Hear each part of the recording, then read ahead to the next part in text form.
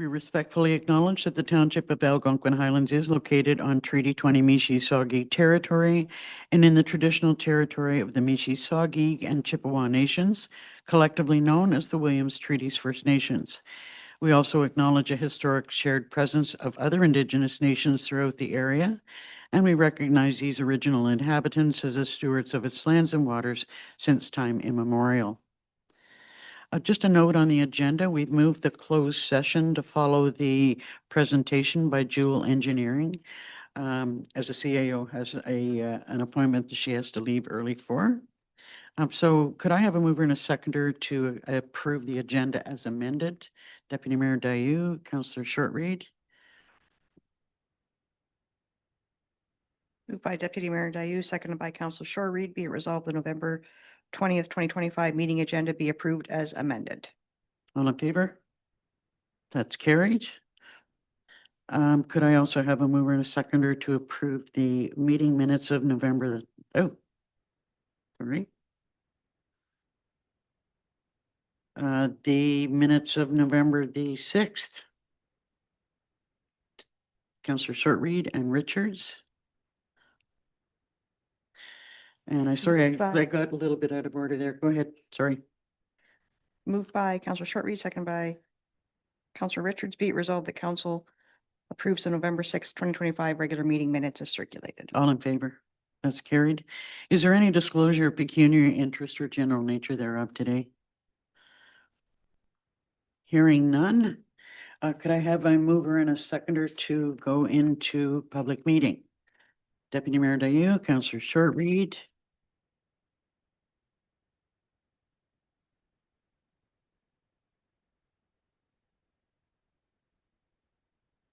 Moved by Deputy Mayor Dayu, seconded by Councillor Shortreed. Be it resolved, Council adjourns its regular meeting at 9:01 a.m. in order to proceed into a public meeting for the purpose of zoning bylaw amendment application AH/ZBA 525, part of Lot 27, Concession 4, Geographic Township of Stanhope, Riley. All in favor? That's carried. I'd ask the planner to come forward and give us a summary of the application.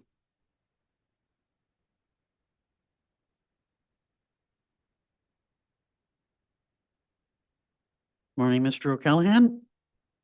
Good morning, Mayor and Council.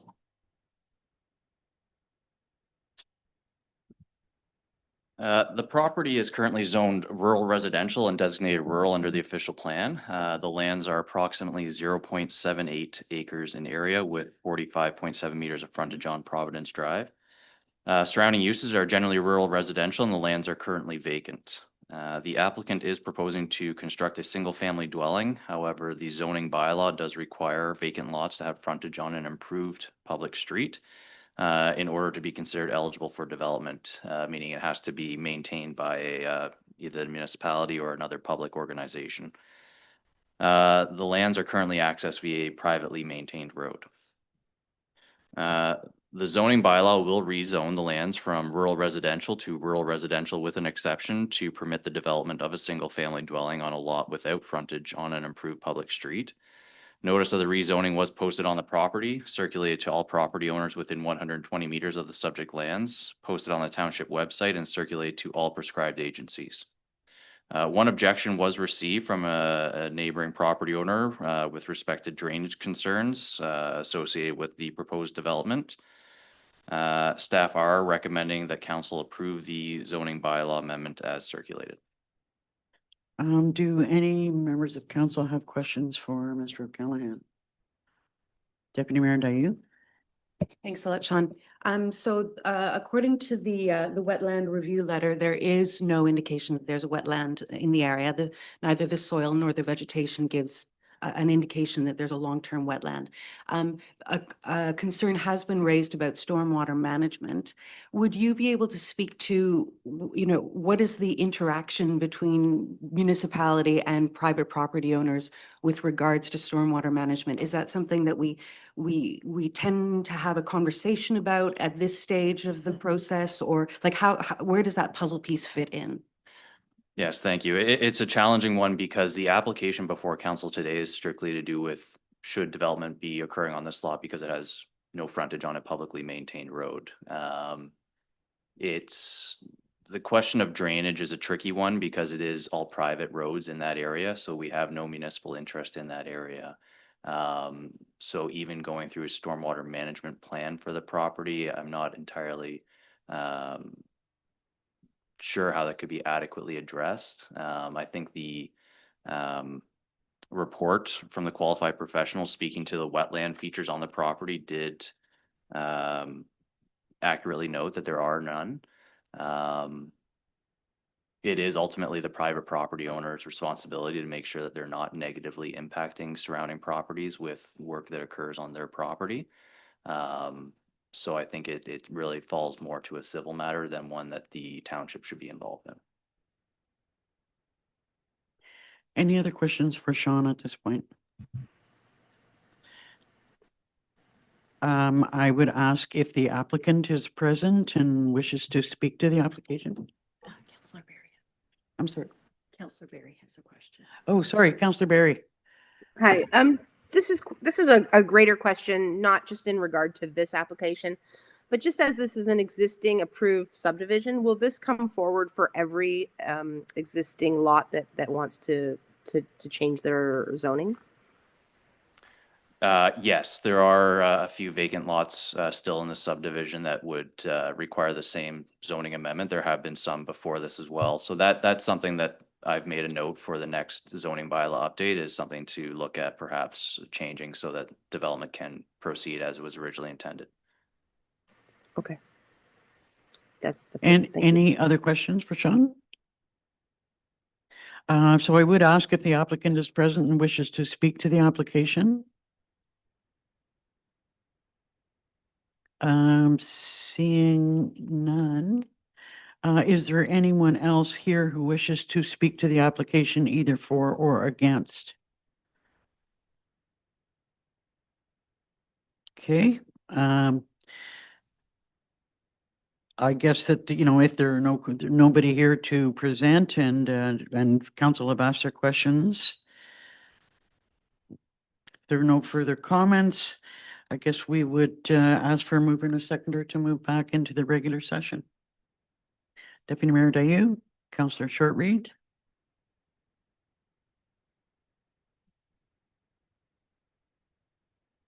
Moved by Deputy Mayor Ryu, seconded by Councillor Shortreed. Be it resolved, the public meeting be adjourned at 9:06 a.m. and regular session resume. All in favor? That's carried. And could I have a mover and a seconder to receive the planner's report? Deputy Mayor Dayu, Councillor Richards. Thank you.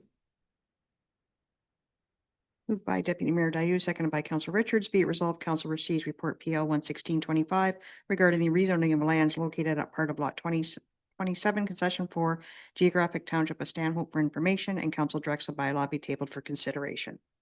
All in favor? That's carried. Thank you. Thank you. Thanks, Sean.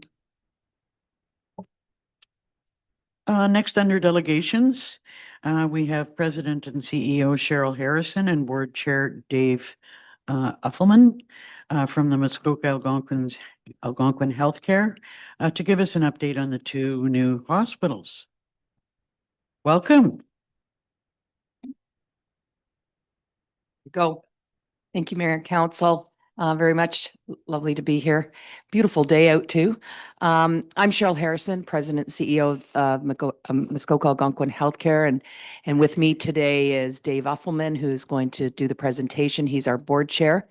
As well on live stream is our vice chair, Carla Ladd Clarkson, who's also the chair of our local share committee. So thank you very much. We're really happy to be here and share some of the great success we've had over the last couple of years. Thank you. Thanks, Cheryl, and thanks very much to council for allowing us to come here and speak. Today, we want to talk about the new Muskoka Algonquin Healthcare with one health system and two new hospitals on two different sites, and how you can help to make it a reality.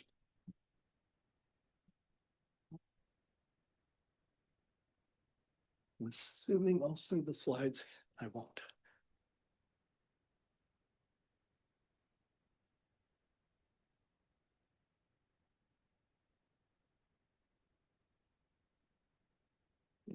And next slide, please. We have old and outdated buildings that can make it very challenging to provide the best care in our hospitals. In spite of that, I'm really pleased to be able to say that our staff has consistently earned exemplary status in third-party accreditation reviews, but we need to get rid of the obstacles that are in front of them. I found it shocking when I first got involved with the hospital to learn that large areas don't even have sprinklers in a hospital. For many years, the Ministry of Health has had a standard of 80% single occupancy rooms. And COVID drove that home to all of us when we considered the infection control implications. You'll note on the slide that our hospitals have 20% private rooms. Next slide, please. We don't have enough space. Occupancy often hits 130%, and you can just understand the implications of managing in that environment. Next slide. We're well down the path to getting new hospitals. Last November, we submitted what's called stage 1.3 to the provincial government, and that's probably the most pivotal stage in getting us launched on these two new hospitals. We expect government approval of that stage in the next few months. We've answered all the questions. We're just waiting now. Next, please. To give you a quick feel for what these new facilities will look like, our new hospitals will offer 90% single patient rooms, again, compared to 20% currently. Bracebridge will become a center of excellence for ambulatory care, including surgery, diagnostics and imaging, and other outpatient services. With this expansion, we expect annual visits in Bracebridge will increase from 60,000 a year to 140,000 a year. Next slide. Our combined facilities will grow by over 45,000 square feet, bringing total beds to 157. That's up 34 from where we are today. You'll note on the slide the regional stroke program. This is supported by our recently added MRI, which was generously supported by numerous donors from Algonquin Highlands, among others. Huntsville site will focus on rehabilitation and reactivation services, ensuring patients receive the care they need to recover and thrive. Across the province today, too many spend time in hospital and decline during their stay, making a return to home more difficult. We can do better for them with reactivation. Next slide, please. The Bracebridge Emergency Department is going to grow from 11 bays to 27, more than doubling. Huntsville from 16 to 27. Strong emergency departments are one of the most important services that your constituents need. We'll gain a level 3 intensive care unit. Today, we're currently at level 2. What that means is patients requiring that higher level of care can now stay with us rather than needing to be transferred to Aurelia, Barrie, or the GTA. Two hospitals together will provide modern, integrated healthcare system that meets the needs of today and tomorrow. We've got limited time today, but we'd be happy to share as much detail as you want with any public session you'd like to schedule in your community. Next slide, please. These population numbers exclude Algonquin Highlands. And we understand your ratio of seasonal residents is actually considerably higher than in the Muskoka and Algonquin areas. Next slide, please. Now let's consider your area. Through conversation with your residents, including seasonal, review of travel times from various points in your township to hospitals in Huntsville, Bracebridge, Haliburton, and Barry's Bay, along with a look at user statistics from our sites, it's clear that many in your township turn to MAC for their emergency and other acute care needs. If you look at the stretch along Highway 60 going to Algonquin Park, there's no question where you would go for healthcare. In Dorset, Quagama Lake, and beyond, it's the same thing. In conversations, we hear from these people that they do not decide to take the longer drive, make the longer drive down to Halliburton for healthcare. They come to MAC. Next slide, please. The provincial government has offered the better part of $1 billion for the 2 new hospitals in Huntsville and Bracebridge. Locally, following a provincial formula, taxpayers and donors need to raise about a quarter of the total in order to unlock the provincial funds. So far, there have been tremendous indications of support to make this happen. You can see the numbers on the screen. We aren't there yet, but we're well down the road. The amounts on this chart are promised up to over 8 years. That is, no entity is writing a check on day one for the share that they think that they can contribute. I'd also like to note that the incredible donations announced most recently by our hospital foundations include a number of Quagama Lake seasonal residents who have been very big contributors. Next slide, please. Please help us to provide the best possible healthcare for many of your constituents who rely on Muskoka Algonquin healthcare. People from elsewhere in Muskoka and Algonquin have asked, why isn't Algonquin Highlands on the list? Similarly, a number of your residents who support our hospitals through personal donations have shown surprise that their local government hasn't yet stepped up. It's hard to explain, for example, why if you live on one side of the road in Dorset, you're contributing to the hospital, and if you live on the other side of the road, you're not, even though you use the hospitals equally. We need your help. Many of your citizens need your help. Please do what you can to help us provide better health care today and for generations to come. Thank you for your consideration. Cheryl and I would be happy to answer any questions. Well, first of all, I'd like to thank you for your presentation, and I'd like to congratulate you on the level of success that you've had so far. Both in contributions from the province and in support from the province and in private donations that you've received. I think you really have gone a long way in moving the target considerably. I will say, and I'm sure that you realize that we do have a challenge because we're supporting a health system in Halliburton County that is also used by City of Kawartha Lakes residents that don't. I mean, it's a similar system where they don't pay into our health system, and we haven't had the same level of success from the province when it comes to our health system here.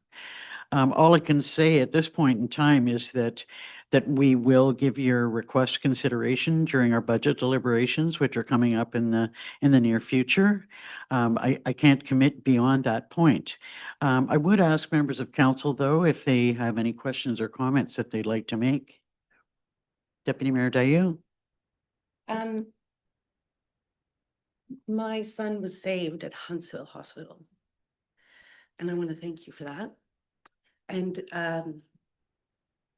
reconfirm the truth in what you say, that the people in the northernmost part of our township rely on the Huntsville Hospital.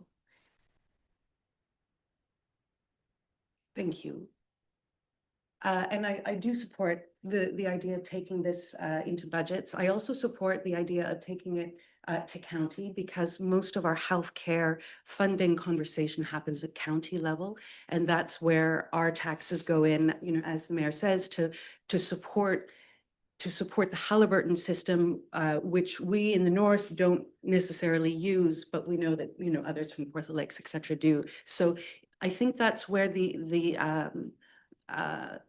awareness also has to be. But I agree with the mayor. I think that's what we can commit to today, is to raising those conversations in those spaces. Indeed. However, and just to add to that, I think it might be a good idea for you to make the similar presentation to the county council, and see it will be challenging for them as well. I mean, this year we're really facing some pretty serious challenges. to our budgets. But, you know, I do think that because that's where most of our healthcare conversations take place, it might be an idea for you to make the same presentation to them. One question that I do have is, given the shortage of doctors, what your plan is for ensuring that you have sufficient doctors recruited for the new hospitals? Thank you. Currently, we're working with our Ontario Health team, our local Ontario Health team, Muskoka and Algonquin, it's called, and we have a community recruiter. We've been quite successful. It's a slow process for sure.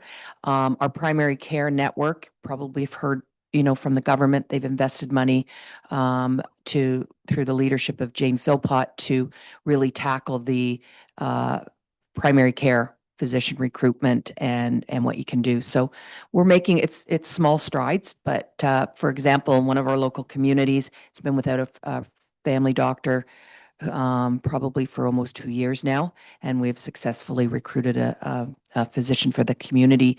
And most of our community physicians support the hospital as well, whether it's the emergency department, obstetrics, or hospitalist work. So it will be a journey. We also have the other thing that's really important is that we've got a relationship with the Northern Ontario School of Medicine University, as well as one of the new universities that's opening up. We are in partnership discussions with York University. They're going to be a new medical school. So that is a very important piece for recruitment, because most of the physicians that come to learn in Muskoka and area want to stay here after they've graduated. So that's been our strategy, is working with the community as well as with the universities.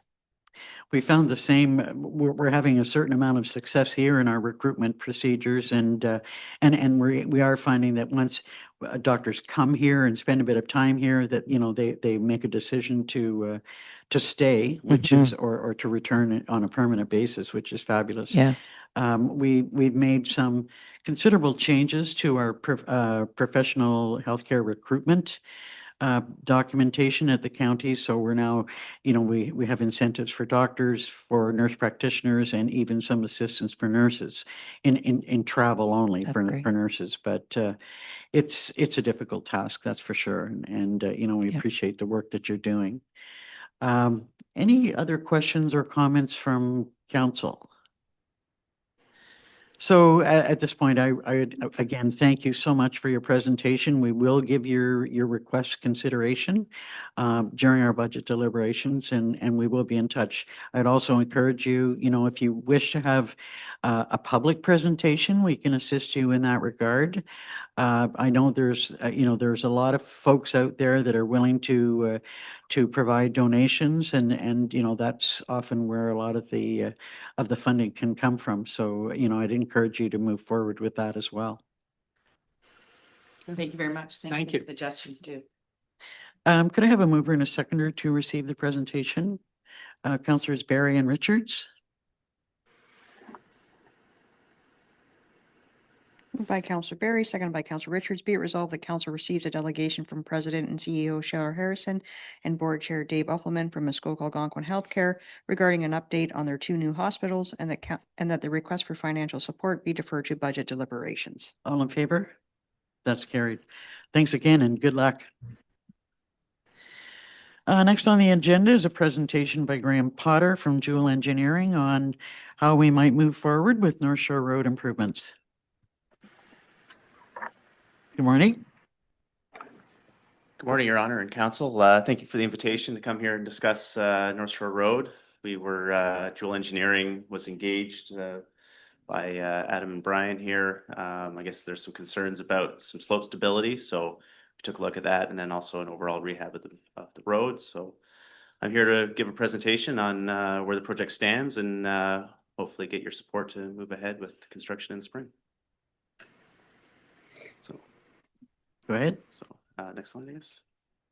So the project limits, North Shore Road obviously is this road, but it's from the bridge at St. Peter's Road up to Generation Trail. So it's sort of the end of where this year's construction ended on as surface treatment out towards the airport, about 2.2 kilometers altogether. So that's basically where the road runs right along the shore of Maple Lake and then a little bit past that. Next slide. So the scope of the project is to stabilize the slope along the shore of Maple Lake. So that was the impetus of this. You might be familiar with the work that we did recently with Levesque Brothers in Halliburton at Head Lake, similar type of situation there, where we stabilized Highway 118. Also do some drainage improvements. I understand there's some areas that overtop in the spring thaw times, so we wanted to look at drainage, ditching, and culverts and sewers and things like that to try to improve that. Also do some work to improve road user safety, mostly by seeing if we could widen the road platform a little bit and provide a little bit more room for pedestrians and cyclists. And then also resurface the road so it's refreshed and ready to go for another 15 or 20 years or so. Next slide. So the slope stabilization areas, there's 4. They're kind of obvious when you're out there. This when the road is right adjacent to the lake, and there's been ongoing maintenance in those areas. So sometimes you see bump signs and depressions in the road and patches. So I understand this has been an ongoing issue for a number of years, where in the spring the slope tends to slip into the lake a little bit more, and the township has to go out and put more gravel or more surface treatment or asphalt or whatever to build that up. So those are the areas we focused on for stabilization. So about 400 meters in total for that. Next slide. So the embankment stability, that was the issue here. So just an image of showing where it's subsided, and you can see how steep the slopes are, and it's actually eroded back. That pipe probably was pretty much on the bank when it was originally installed, and as the wave action erodes the bank, the bank slides down. It's mostly sand, so it's susceptible to erosion. It's just been moving over years. Next slide. We came up with 2 stabilization options for the township to consider. Option A was to put a rock embankment, so that's similar to what was done at Head Lake. The difference being that stabilization has a big platform at the water level. This one doesn't. Just different topography in the lakes allowed us to not have to do that. The other option was to do a sheet pile retaining wall along those areas. So we looked at both of those options. We priced them. The advantages of the rock embankment was it costs less, and we think it's a little more aesthetically pleasing, a little more in tune with sort of the natural environment there.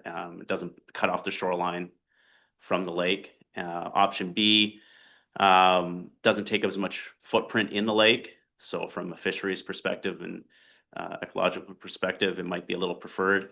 It did cost more, and it's not going to look as nice, right? You're going to have a big rusty retaining wall along the shore of the lake. So in discussion with staff, we decided to go ahead with option A. Next slide. So this option would be to place some fill on the existing slope. We would have to dig in about 1.5 meters deep into the lake bed along the shoreline, fill that up with rock, put armor stone up to basically the wave limit, which is about 2 meters above the normal surface water elevation. And then the upper part of the slope, we would place riprap, which is small rocks. And we're recommending vegetated riprap. So that would have native plants planted into that riprap, which would eventually take it over and revegetate that as well. So it wouldn't be a barren rock face forever. It would start off with little plantings in there that would take over and ultimately revegetate it. Next slide. So these are the 4 areas. The drawings are available if you want to review them. I won't go over them in detail.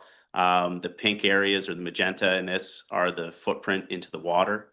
So obviously we have to do some fisheries consultation for that. So we've engaged, it was originally Morrison Hirschfield, and they were bought out by Stantec. So Stantec has looked at that, and I'll talk a little bit more about that in the presentation.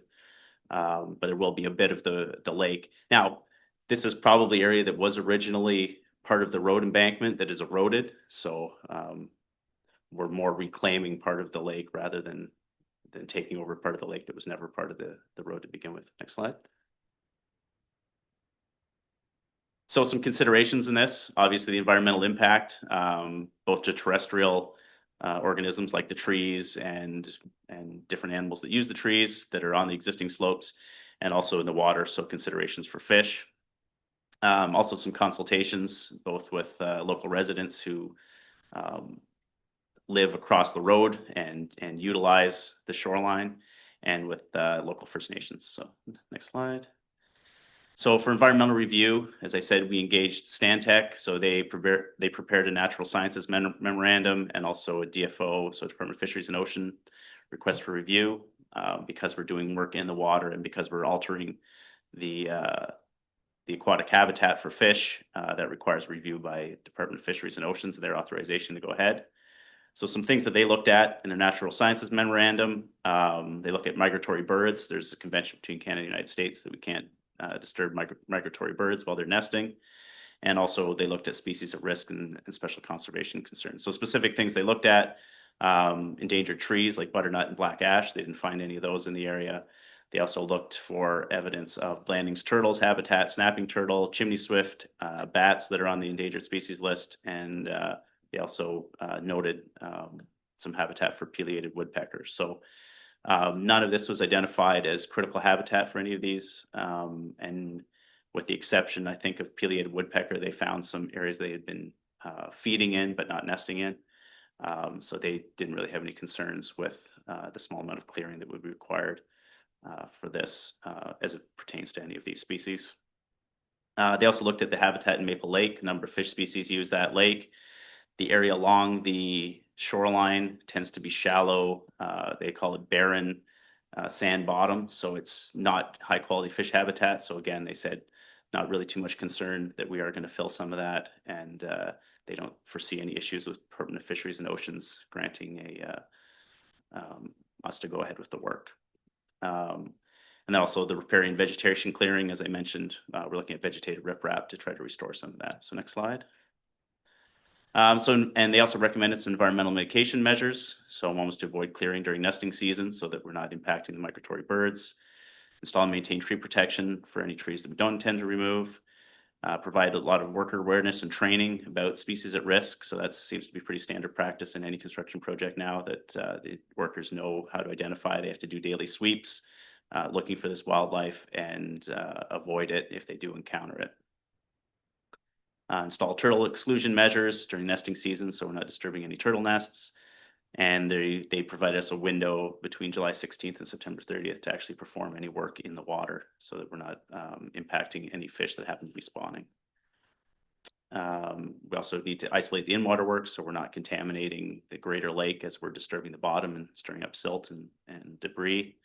And they also recommend providing fishery specialist oversight. So have a fishery specialist on site while the contractor is installing their in-water work protection measures and making sure that they're following all the requirements of the Department of Fisheries and Oceans. Next slide. Here's just a little slide showing what the vegetated riprap looks like shortly after planting. And obviously the intent is that would grow up into a more natural looking bank with the underlying rock that would help protect it against erosion. So just some different species they recommended planting here. Next slide. Another consideration, resident consultations. So a lot of residents, and I'm sure council's well aware of concerns by the local residents for continued use of the shoreline, which, although not part of their property, is across the road from their property. So we've seen a number of the existing culverts have water lines, electrical lines run through them. So part of the design is to provide conduits separate from the culverts to replace those, so that you can say if you do want to use it, you can use these, and we'll keep our culverts for drainage clear and open so that when the water needs to get through, it can. And the other big consideration is the number of structures, mostly stairs, some docks. Then also we see there are some larger structures such as this bunkie that have been constructed along the shoreline that would conflict with the work as we have it planned right now. Next slide. We've also drafted some First Nations consultations. So these 9 local-ish First Nations, we would recommend providing notice of this project and basically provide sort of the information that's in this presentation along with a copy of the plans, just to make them aware. Sometimes they respond, sometimes they don't, sometimes they want to have input, oftentimes they don't. Most of them tend to just want to make sure we're doing things above board with regards to fisheries impacts. So these are the ones we have listed, and those consultation letters are ready to send out. Next slide. Drainage improvements, so part of the plan, so what we're doing, we're gonna do some culvert replacements, do some ditching, and we're also recommending some semi-urbanization, so adding some curb and gutter in certain sections. A lot of that has to do with the proposed platform widening. We're able to widen the road a bit if we use curb and gutter and replace the ditch. We can get good drainage without having to impact any private property and having to move the ditch, so that's why we're recommending that. And some existing areas don't really have any ditching on the upstream side away from the lake, so the water's nowhere to go right now but across the road, so we're trying to capture that and direct it into the culverts to try to avoid any of that road overtopping, so you're not getting water freezing on the road, especially in the winter. Next slide. So here's an example of a semi-urban section with asphalt gutter. So the right side is the lake, the left side is the shore side. So we would install that this semi-mountable asphalt curb. It's less intrusive than a concrete barrier curb, and it'll direct water into the drainage system on the uphill side. Next slide. For road user safety, we're recommending adding paved shoulder and steel beam guide rail in the areas that we're doing the slope stabilization. There probably are other areas that would warrant guide rail in a full review of this. It is a 50-kilometer-an-hour zone, so that gives us more leeway in where we put guide rail or not, versus higher road speeds.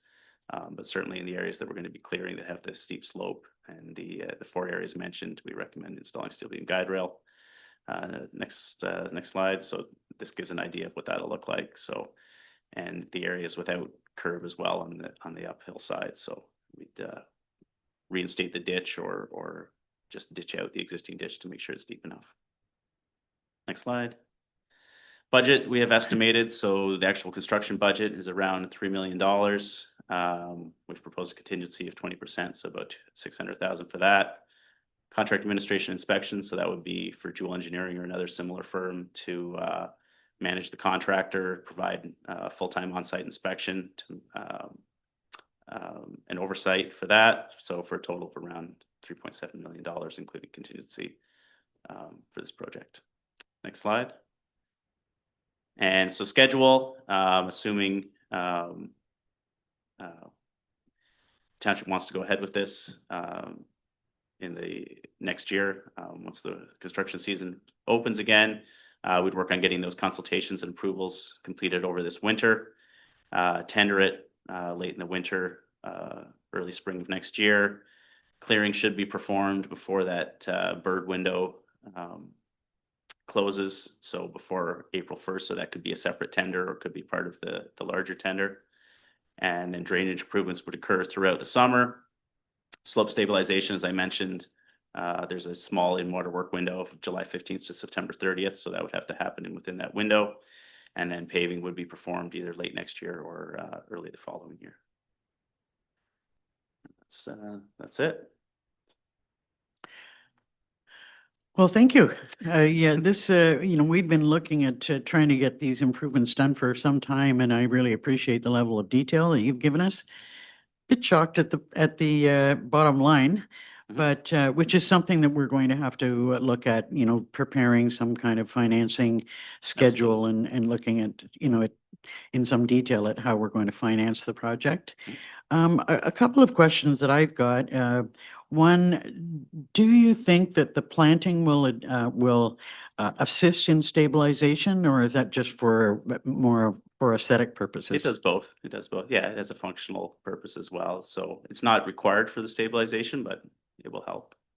Yes. And this might be a question more for Adam than for yourself, but I'm wondering, you mentioned the number of water lines that are going through culverts.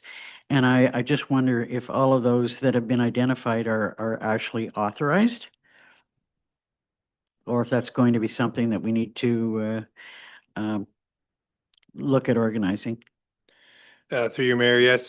So no, the water lines, because we have the road occupancy permit that allows residents to put conduit under our road. That's been in effect, I think, since 2018.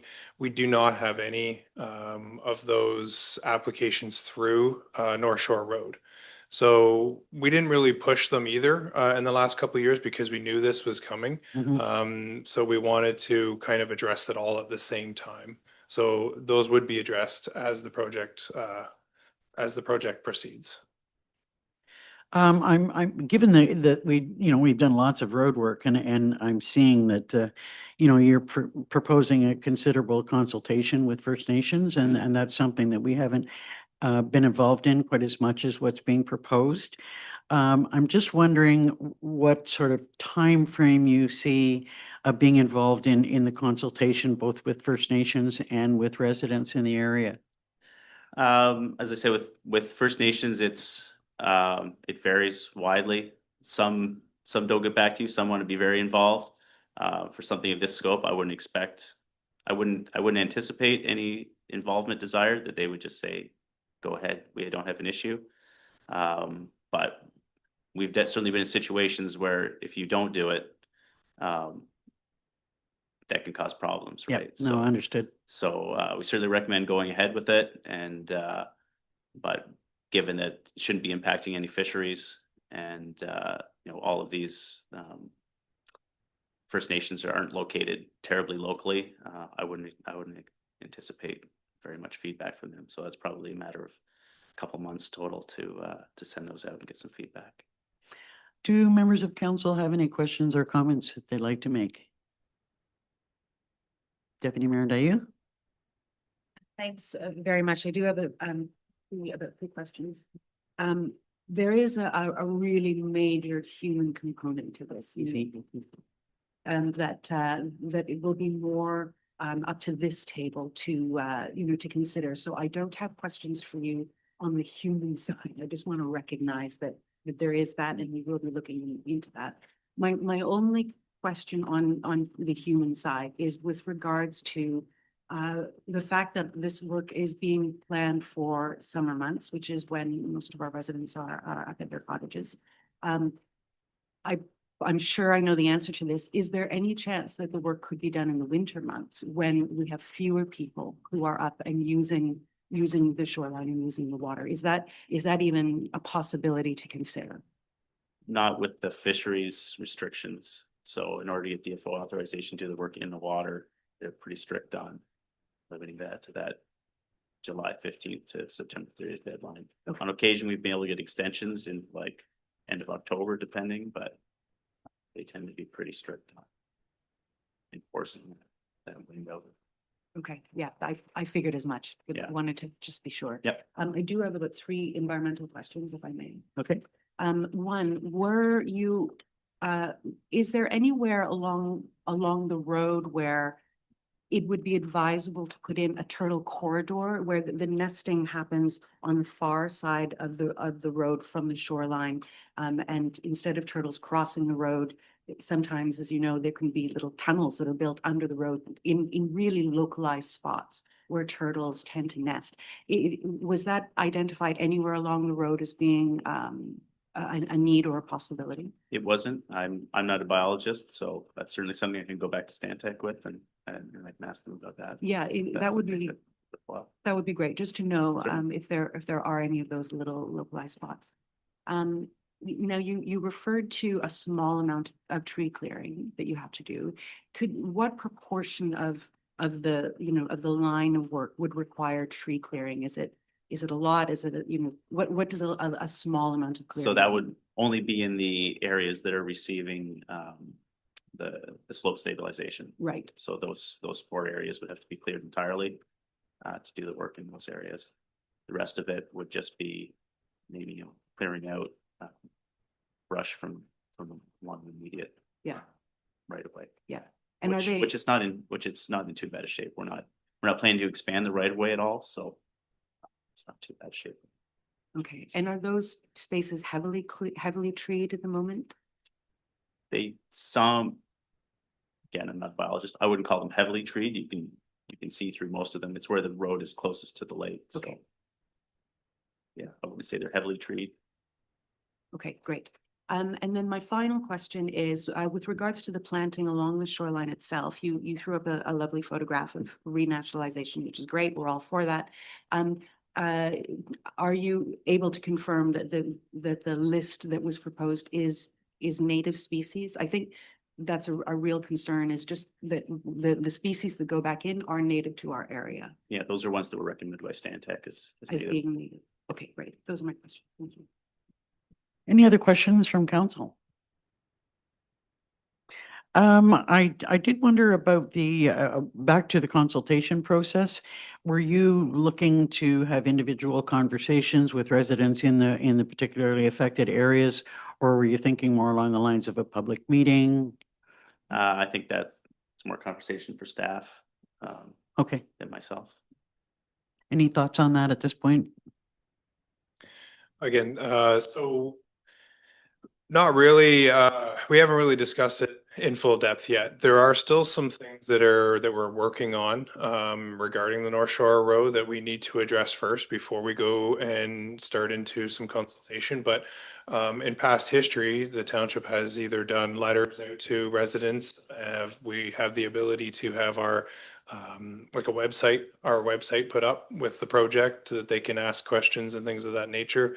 And we've also done public consultation where we've held a meeting at the community center and had the public come in for a couple hours to ask specific questions. So there are the options there that we are aware of, and we will be putting some sort of plan together and bringing it back to council for further approval on how we approach the public consultation. Okay, we look forward to having those discussions.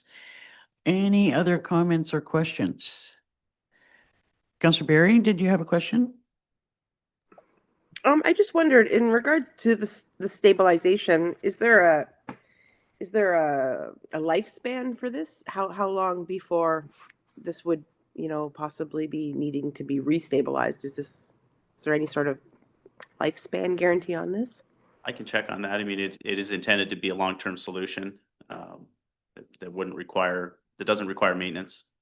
So I can look back into the lifespan. I mean, typically we design things like this for like a 70-year design span. So I can confirm that with our engineers. Councillor Richards? In regards to the structures that have been identified that have been placed there by residents on the shoreline, how much notice would they be given to remove those structures in order for the work to be performed? I guess that's more, you tell me how much notice you want me to give them, and that's how much we'll give them.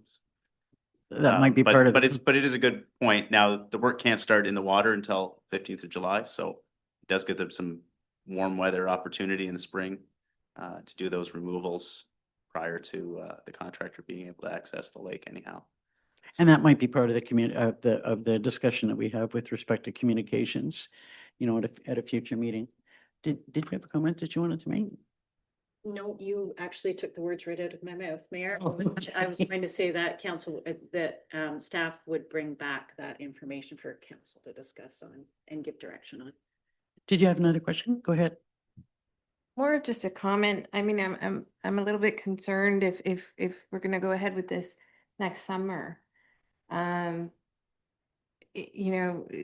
Something like a dock is one thing, but like the bunkie in the picture, that could be something more substantial for a resident to have to remove. So consideration for timing and communication with that resident, I think should be quite prompt if we want to go ahead with it that quickly. Well, we look forward to having further discussions about how we manage that and what sort of timing we give. I know that that sort of particular circumstance is something that we're going to have to give consideration to how we deal with that. Any other specific questions? Councillor Barry? Just in regards to the identified sections for the stabilization and the timeline for when the project would occur, it's obviously a seasonal road. There are full-time residents there, but there's a substantial loss of what would be seen as access to the water.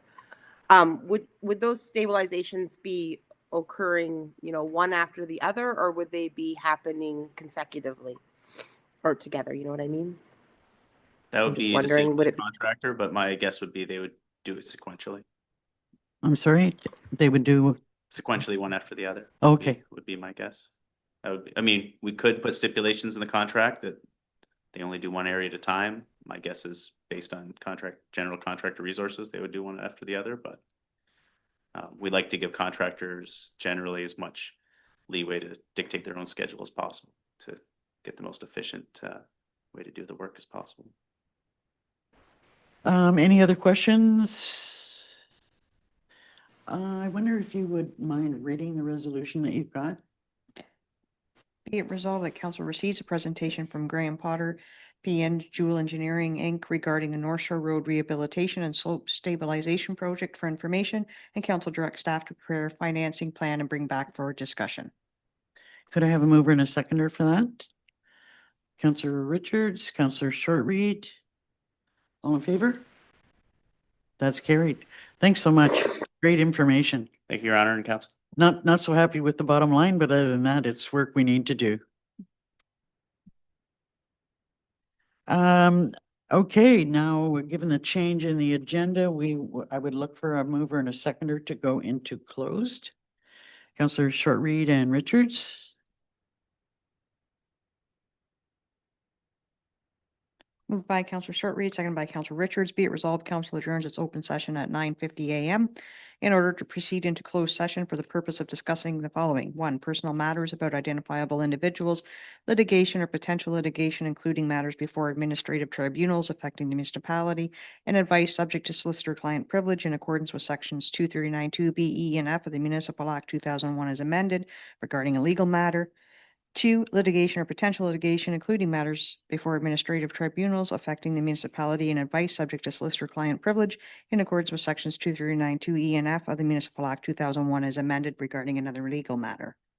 All in favor? That's carried. And for anyone who wishes to remain for, further portions of the meeting, I don't anticipate that we'll be too long and closed. But otherwise, I'd ask the room to be cleared.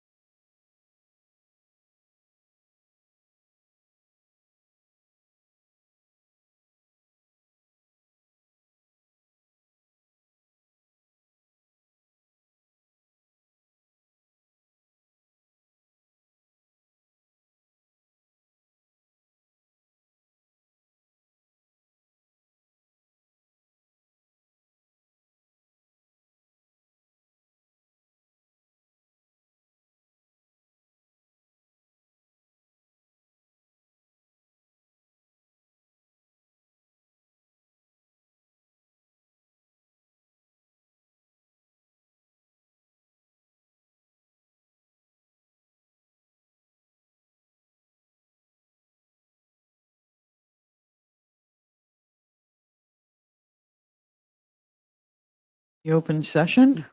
Next on the agenda, under finance business, we have our treasurer, Ms. Hughes, and Benjamin Kozłowski, with principal from Urban RE, to present the asset management plan. Over to you, Madam Treasurer.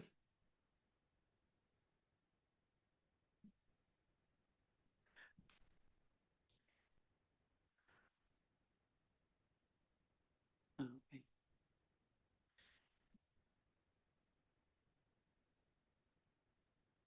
Sorry. Morning, Mayor and Council. In accordance with OREG 588-17, the asset management plan is to be reviewed and updated as needed every 5 years. We adopted the current AMP in 2020, October of 2020. So in keeping with the regulation, we are required to update our AMP in 2025. Earlier this year, we prepared an RFP, and at the July 17th meeting, council awarded the contract to Urban RE to complete the review. Benjamin, the engagement manager, and Sahil, the data analyst from Urban RE, worked alongside our department heads and treasury team and prepared a new updated version of the AMP.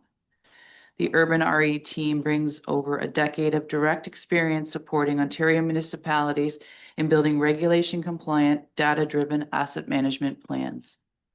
I now have the pleasure of turning the mic over to Benjamin, who has prepared a short presentation to summarize the new AMP 2025 for the Township of Algonquin Highlands. So thank you. Good morning, Your Worship and members of council. I'm Benjamin, and as Ms. Hughes introduced, I am the principal at Urban RE, and we've been working with township staff over the past few months to prepare this asset management plan. I'd like to show some of the highlights of it to you today. So if we could go forward to the next slide. Thank you and welcome. We're going to kick off with an introduction to asset management in Ontario, what's covered under the regulation and why the township needs to be investing in this as a process. We'll then look at an overview of the township's assets, what's included in your tangible capital asset register, and then go through each of the different asset categories that the township owns, from roads, bridges and culverts, facilities like the township office that you're in today, land improvements, fleet and equipment, and look at some of the needs and requirements for each of those asset classes that are presented in the asset management plan. We'll then wrap up with a review of the financial strategy and next steps for asset management planning in the township.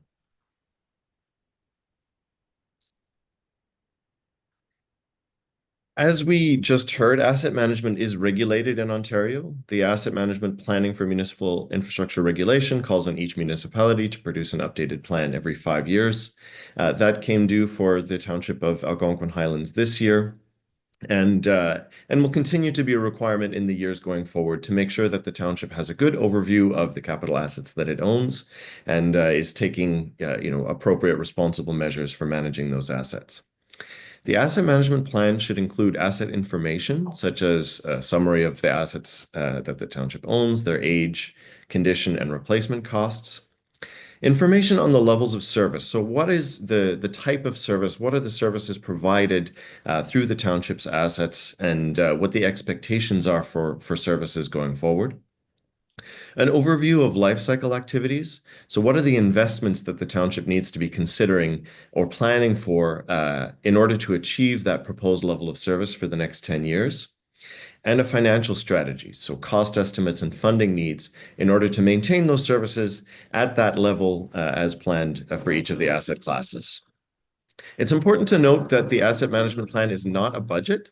It is a planning document. It's intended to inform the regular budgeting and project planning processes that the township follows.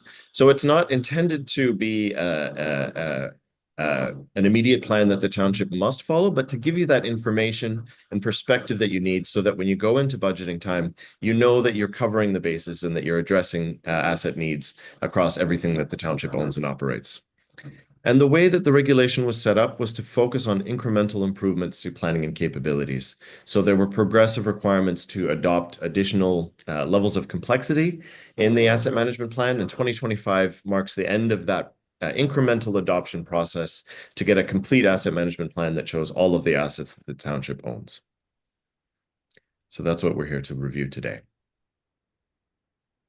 If we can go to the next slide. So looking into the entire township's asset portfolio, the township owns about $76.7 million worth of assets across all of those asset categories. The largest by replacement value is the township's road network. About 45% of the capital assets that the township owns are roads, worth about $34.5 million. Facilities are next at about $11.8 million. That includes the township office, the museums, community centers, fire halls or fire stations.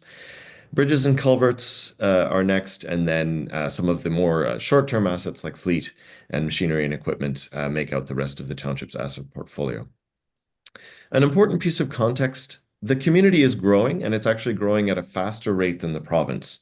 So that typically means that there's a growing need for investment in public assets. You typically need to increase the types of assets or improve assets so that you can support that growing population.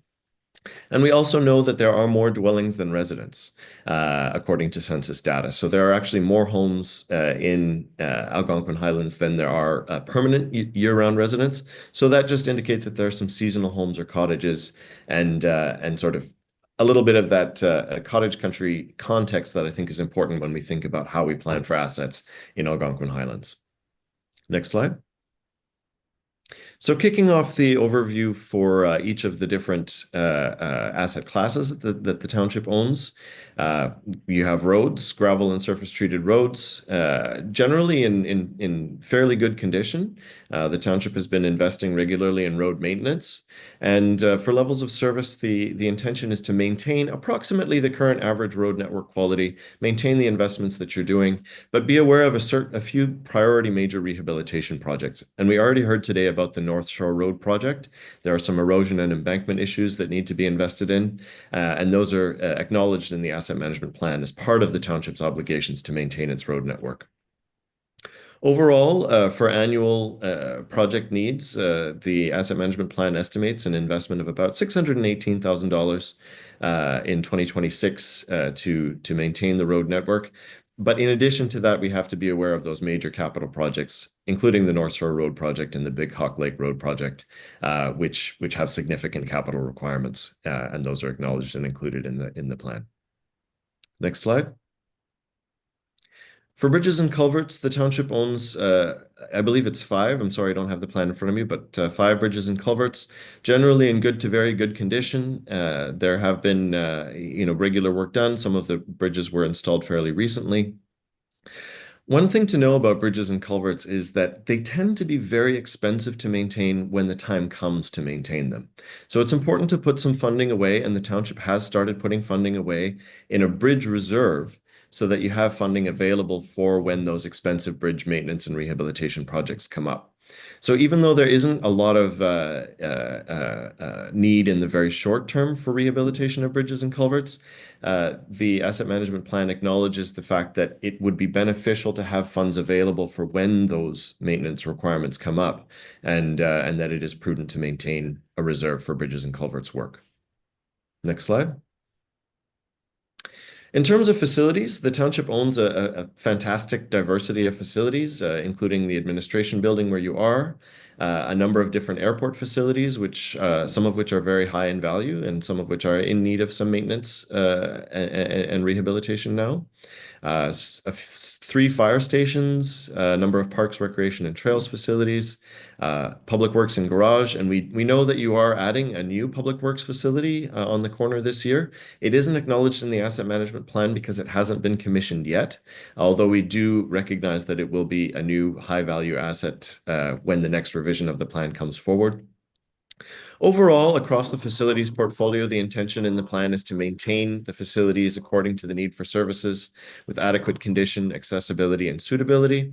And staff in our consultations with them, which we held actually in council chambers about 2 months ago, identified a number of facilities that have limitations based on those criteria. And the funds needed to address those facilities are as much as possible mapped out in the asset management plan. Again, for consideration as we go forward. Next slide. Some of the top priority projects that were assessed by staff include the airport hangars, a roof replacement, which is coming due, HVAC upgrades to the Dorset Recreation Center, and then some additional community center and museum facility upgrades that still need to be determined in terms of exactly what the scope and type of intervention is that is needed. One major investment that is on the horizon from the perspective of staff is the fire station number 60 replacement. That facility is reaching the end of its useful life, and in order to maintain a healthy and safe work environment for fire department staff and to uphold the equipment and fleet that are housed in that fire hall, an eventual replacement of that facility is indicated in the asset management plan. Next slide. Land improvements are things like retaining walls or fences, ball diamonds, docks and landings, the types of, and the airport runway and tarmac, those types of assets that are not facilities, but are also capital assets that are installed on the land. Again, similar to facilities, the intention is to maintain the current quality, accessibility, and suitability of those assets. And some of them have been identified to have limitations with priority projects, including parking lots, landfills, the airport, the log chute, docks and landings identified in the asset management plan as priority projects for rehabilitation or reconsideration of the service delivery quality. Again, there's a forecast for land improvements in terms of the financial outlay that is required over the next 10 years. That's shown in the asset management plan. And overall, the objective is to slowly work towards eliminating those deficiencies that have been identified. Next slide. Wrapping up with fleet and shortly with equipment, the township owns a diversity of vehicles that are used to sustain services in different areas. The fire department and the roads department have the greatest value of vehicles. When you see a condition graph like this for vehicles, this actually indicates a pretty healthy mix of fleet. You don't want to have too many fleet assets that are new, and you don't want to have too many fleet assets that are at the end of their useful life. It's really good to have a good even balance of vehicle assets across all stages of their useful life, so that you never have any particular year where you have too much in terms of new fleet assets that need to be purchased. So the intention shown in the asset management plan for levels of service is to maintain the fleet, that it can efficiently complete the duties required of it for township services. The staff estimate that the fleet needs are estimated to be met, but a certain proportion of the fleet is past its expected useful life. And so staff will continue to review fleet replacement needs as they come up according to the recommended age for replacement of vehicles in the township tangible capital asset policy. And essentially what the township plans to do is to continue planning for the replacement of fleet assets as they approach the end of their useful life, and they need to be replaced with newer vehicles. Next slide. And similar applies for equipment. Oftentimes it's possible to allow equipment to go a little bit beyond its useful life because not all equipment is constantly in use.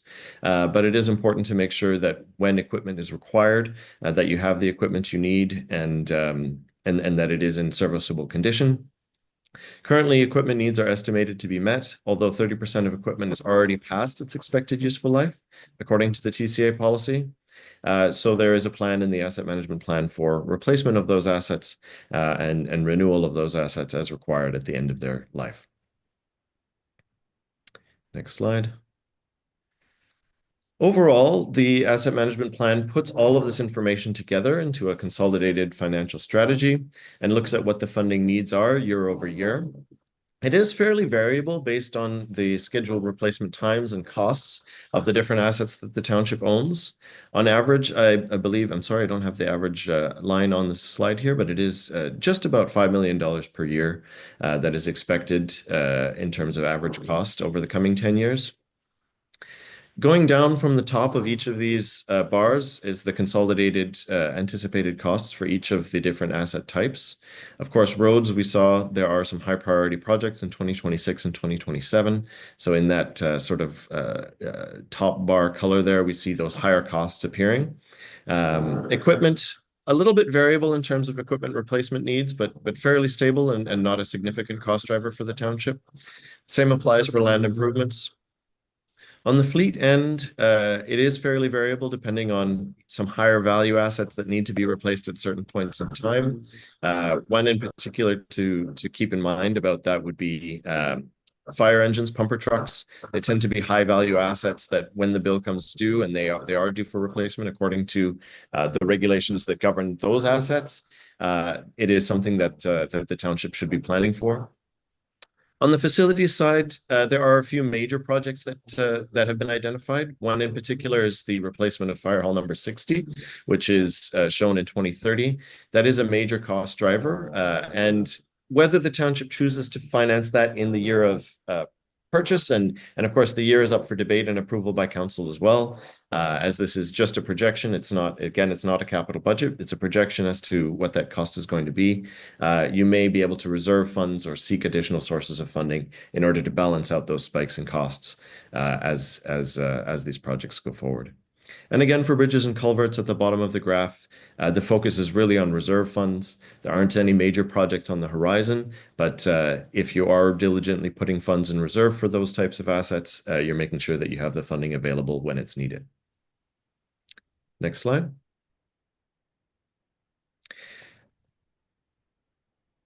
Oh, my apologies. I was slightly confused before. The average cost estimate per year is 3.61 million, not 3.61 million across all assets and identified costed projects. The average annual capital budget for the township since 2020 has been 3.52 million. So over the past 5 years, you've been spending very close to that amount on capital projects as is forecast for the next 10 years, which is a very good sign. That means that the township has been spending about the amount that is required to maintain all of the assets across its portfolio in years past and could likely keep up that level of spending in future years to make sure that all of its assets are meeting their service requirements and expectations. Net capital additions since 2020 have averaged 2.8 million. That's because some assets have been disposed over that time period. And the township also has reserve funds, which were worth 7.28 million in 2024. There was a bit of a drawdown on those reserves, I believe, to complete some capital projects that are currently being finished right now. But that is, again, a healthy amount of reserve. That is I would say that is a good sign that the township has the resources that are needed to carry out these projects on average. Of course, we have to be aware that there are spikes in costs. There are certain years when major costs are required. There are certain years when not as much is necessarily scheduled to be required. And the asset management plan is there to kind of give you a bit of that broader perspective so that you can understand and be aware of costs that are coming up down the road and make sure that you're being responsible with funding allocations and that funding is available when those projects come due. In terms of the financial strategy, most assets are funded from the general tax levy and from reserves. The township does receive support from external funds such as the Ontario Community Infrastructure Fund or the AMO administered gas tax, Canada Community Building Fund. Asset funding needs are generally met. However, not all projects are costed in the asset management plan. I should mention that some of the projects that were identified by staff as being important because their scope and scale hasn't exactly been determined yet. And I'm thinking in particular of community center upgrades. There may be some additional costs that aren't fully accounted for in the asset management plan of today, but at least we do acknowledge that those projects exist and that they are likely to come up over the next 10 years. As a good practice, it's important to leverage external funds to support project costs, seeking appropriate funds whenever projects are eligible. So if the township is completing any project that's eligible for external funding through provincial or federal sources, for example, that will help offset some of the overall costs and make sure that you have funding available from the township when costs are not eligible for external funds. And anytime when the township doesn't have to complete capital projects, there's nothing really due that year, it is a very good practice to continue to reserve funds those years so that you have funding in reserve in those years when larger capital requirements come up. Next slide. So the next steps in terms of asset management planning, of course, continue to develop capital budgets and complete works as approved by council. This is not a substitute for a capital budget. It's intended to inform, give context, and make sure that you're allocating resources appropriately. The regulation requires that you conduct annual reporting to council on progress relative to the asset management plan. So you can expect to refer back to this plan at least once a year and consider whether or not projects are being completed as planned and how progress is being made relative to what the asset management plan shows. Of course, continue to monitor asset needs and costs. Things change constantly. Unexpected breakdowns happen. There's emergency maintenance and repairs. And so continuing to stay on top of those is also an important practice. And continue to improve township data and asset management capabilities to support planning capacity and to create ever more accurate and ever more insightful asset management plans in the years to come. So I'll stop at that, and I welcome questions. Well, thank you very much for your presentation. There's a lot of detailed information here. Some of it's a little bit frightening. However, I am glad to see that, that our spending to date per year is fairly close to what's expected going forward. So it's, manageable. I'm very pleased to hear that this is a guideline as opposed to a must-do. But it is something that's required by the province, and I understand must be in place if we're looking for funding assistance. So anyway, thank you again, and I would look to council for any comments or questions. Deputy Mayor Dayu. Thanks again. That was a great presentation. My first question, as I reflect on some others, has to do with the capital funding need estimated at 3.61 million per year. You say that our average annual capital budget since 2020 has been 3.52, so really consistent, and that's great. But we've all seen construction costs have just shot through the roof. So I wonder, how can I put that knowledge into these figures? And where is that increase in construction value? That's a great question, and thanks for pointing that out. We certainly did, during the pandemic years, see a significant increase in construction costs. What we've seen a little bit more lately is that it's stabilized a little bit, and that future expectations for cost increases have come back down to, let's say, the pre-pandemic norm.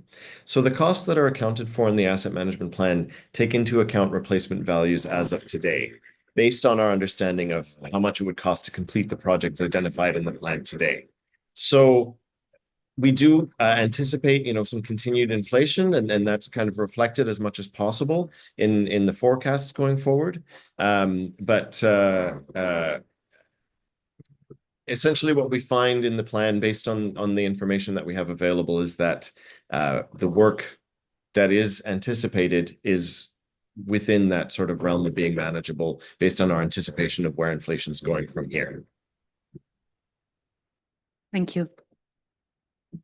Other questions with respect to this?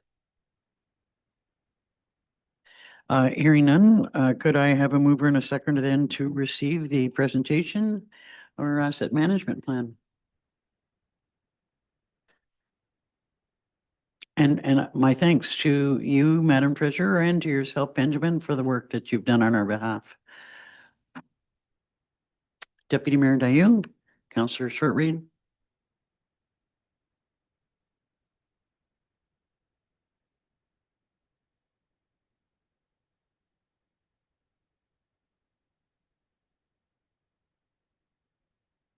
Moved by Deputy Mayor Dayu, seconded by Councillor Shortreed. Be it resolved, the council receives a delegation from Benjamin Kosworski, principal at Urban RE, regarding the asset management plan, and further that council receives and approves the asset management plan as presented.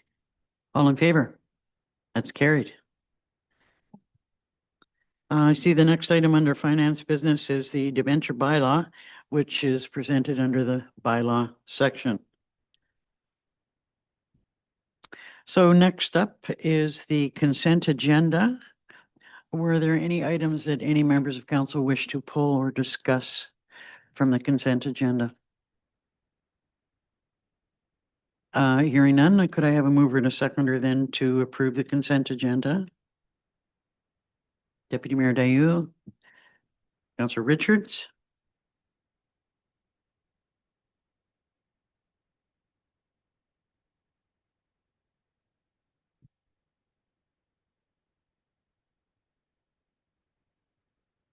Moved by Deputy Mayor Dayu, seconded by Councillor Richards. Be it resolved that items listed under the consent agenda are considered routine and enacted in one motion. Each matter of business contained in the consent agenda is recorded separately in the minutes of the meeting.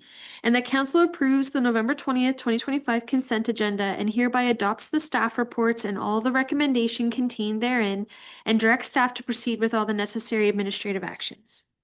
All in favor? That's carried.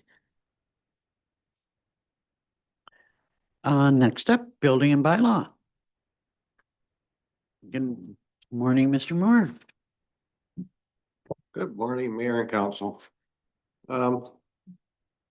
Nothing out of the ordinary again this month. Status quo in the Building and Bylaw Department. We did have 2 AMPS hearings last month, and over AMPS penalty charges that were laid, and we had one hearing, the penalty was canceled, and the other one was upheld by the hearing officer. But yeah, it seems to be doing its job. Looks like we received over 17,900 in fees, and we had a construction value in excess of 1.69 million this past month. And we're right on par with last year on permits, so. Thank you. I wonder if it's possible for you to give us any indication about the AMPS hearing where the situation was denied? No, I don't have that information with me right now. Sorry, I could bring that back for sure. Okay. Any other questions on the building and bylaw report? Hearing none, could I have a mover and a seconder to receive it? Councilors Short-Reed and Richards.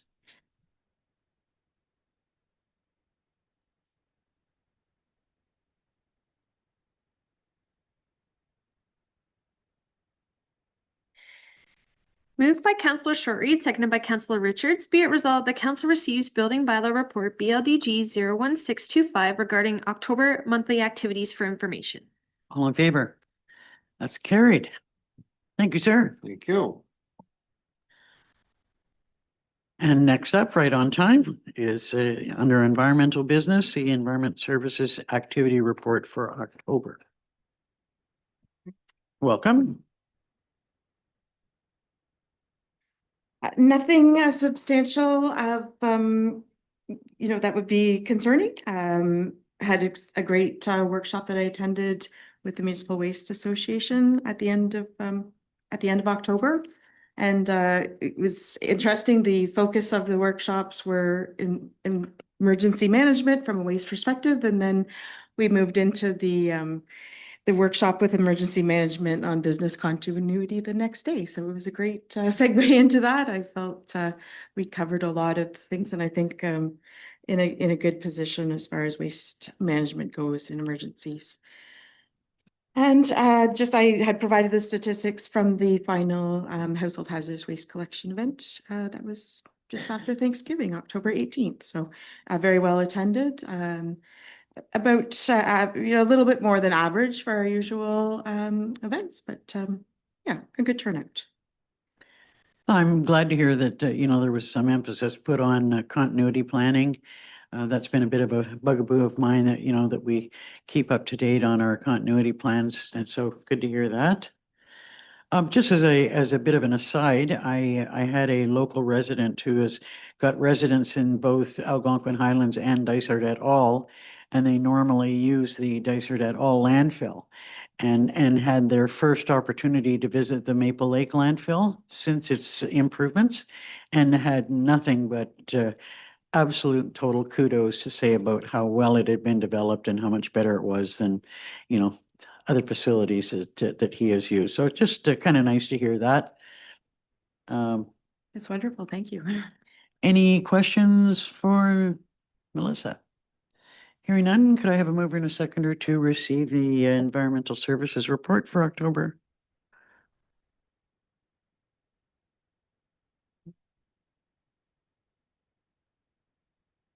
Oh, sorry, mover and a seconder. Councillor Richards and no seconder? I'm sorry. Oh, sorry, Lisa, I didn't see your hand. Councillor Berry.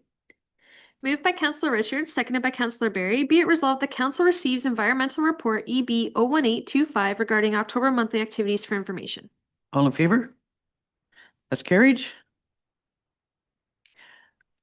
Next up is Public Works. And just simply a airport committee minutes. So if I could have a mover and a seconder to receive the minutes of October the 30th. Councillor Short Reed and Richards. Do you have a question, comment? There is just a request in the minutes from the airport committee to council. Requesting permission to share weekly promotional content showcasing the benefits of Stanhope. I'm sorry? The airport committee requests permission to share weekly promotional content showcasing the benefits of Stanhope Airport as a community and regional asset. And how do they propose to do that? They would send information through Chad to be posted on social media. Any questions or concerns about that? Go ahead. I like the idea. I don't think council could commit to a weekly posting. I think there's probably some, I don't know how he decides, you know, what goes in what schedule, et cetera, but I think I agree to the principle of it. I just can't commit to the, on his behalf. Well, and I think that it would have to go through the committee, you know, for agreement on what was to be shared. And a recommendation. I think we'd have to see how this works and exactly what, you know, they want to share. I mean, obviously events and any improvements that are being made that would be of interest to flyers. Go ahead. And if I may, when we had a similar conversation at the Environment and Stewardship Committee, it worked really well to put together basically a yearly calendar of content ideas. And we presented the whole calendar of ideas to Chad, and then he could sort of do with it what he wanted to. That was a really effective way. Well, we'll have to have a discussion about that at the next committee meeting. I know there is a meeting scheduled for the, I think the 28th of this month. So we'll see how that goes. So a mover and a seconder to receive the minutes. Did we do that? No. Councillor Short Reed and Deputy Mayor Dayu, thank you.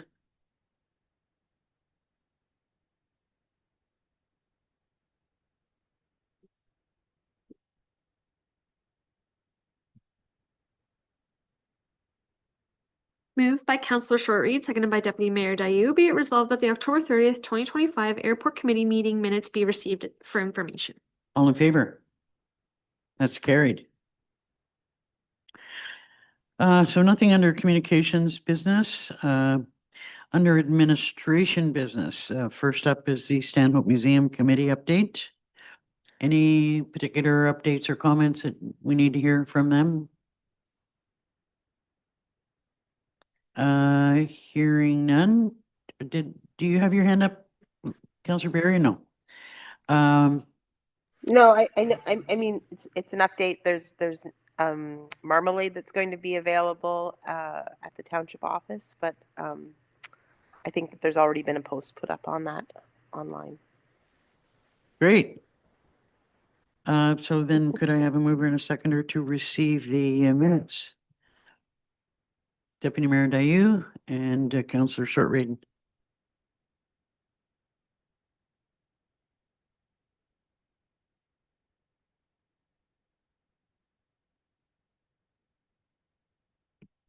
Moved by Deputy Mayor Dayu, seconded by Councillor Short Reed. Be it resolved that council receives the October 20th, 2025 Stanhope meeting minutes for information. All in favor? That's carried. Next is the report on the digital transformation monthly activities.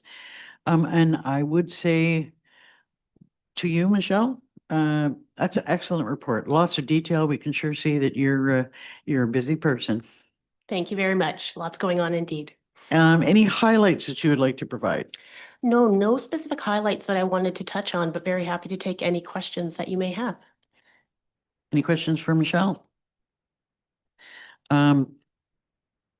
Like honestly, I was blown away by the amount of work that you're doing and the level of involvement in so many different levels. So kudos on the report. So could I have a mover and a seconder to receive the report? Councillor Richards and Deputy Mayor Dayu.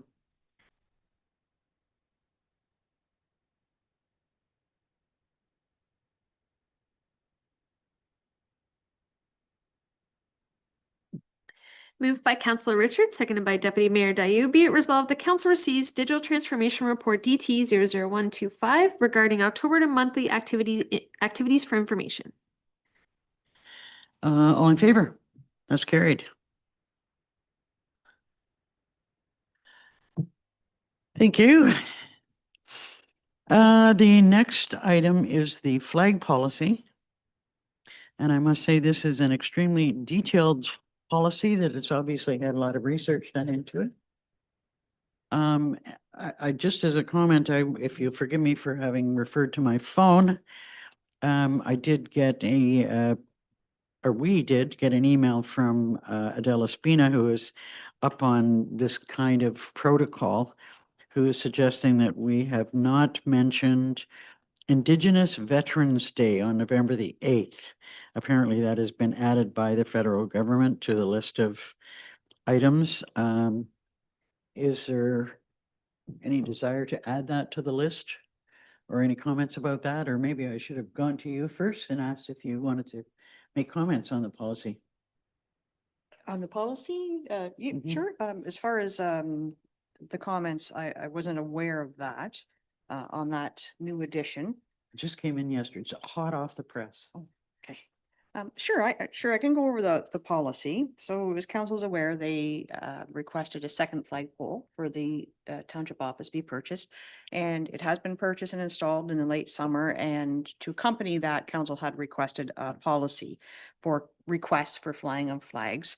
So before council, there is a policy. Now it does address a number of items in the policy, one of which was the half-masting protocols, which we did have in the expression of compassion's policy. Staff felt it would be appropriate to remove it from that policy and have all our flag-related regulations in one policy. So they have been placed into this policy. There is a few questions that I do have for council. On page 3 regarding the half-mast section, there was it highlighted in yellow. Through some research, there were references to volunteer firefighters that the township could fly the flag at half-mast for volunteer firefighters. And then there was an addition for council's discussion in special honor of someone in the municipality at the discretion of the mayor or designate. So that's one question. Does council wish to include both or one? I definitely see the importance of including volunteer firefighters. I mean, when you consider the risk that they put themselves at on our behalfs and on behalf of our residents, I definitely think that that's something that should be included. I would look to council if they feel differently about that. I wonder though about recognition of members of the public based on a recommendation by the mayor, that could be pretty subjective. I guess I'd look to council for comments on that. I mean, obviously, if somebody has served on a committee, I think we've kind of covered anybody who's been involved on council or committees of council or been a volunteer. I see that. And not to say that not every member of our community is important. How do we pick and choose, who we acknowledge and how subjective is that based on the person that's making the decision? Thoughts? Go ahead. I agree. I think for as much as I would love to have that ability at the discretion of the mayor, I think it is fraught with subjective pitfalls. And there will be people who will be deeply hurt and offended at one of the hardest times of their lives, that one of their loved ones wouldn't be given the same recognition as someone the month before. And I don't see any way around that. I think we might be best just, for as much as it hurts, because there are some people I would love to see that for. But I think it's too subjective. Councillor Shortreed. I agree 100%. I think the list is perfect, adding on the volunteer firefighters.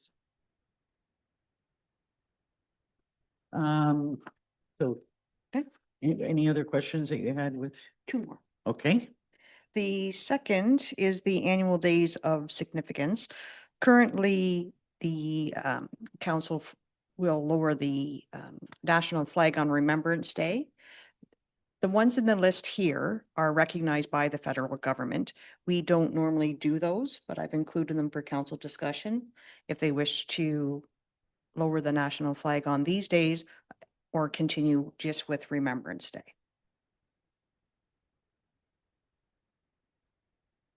well, we would retain Truth and Reconciliation. Oh, yes, yes, that one as well.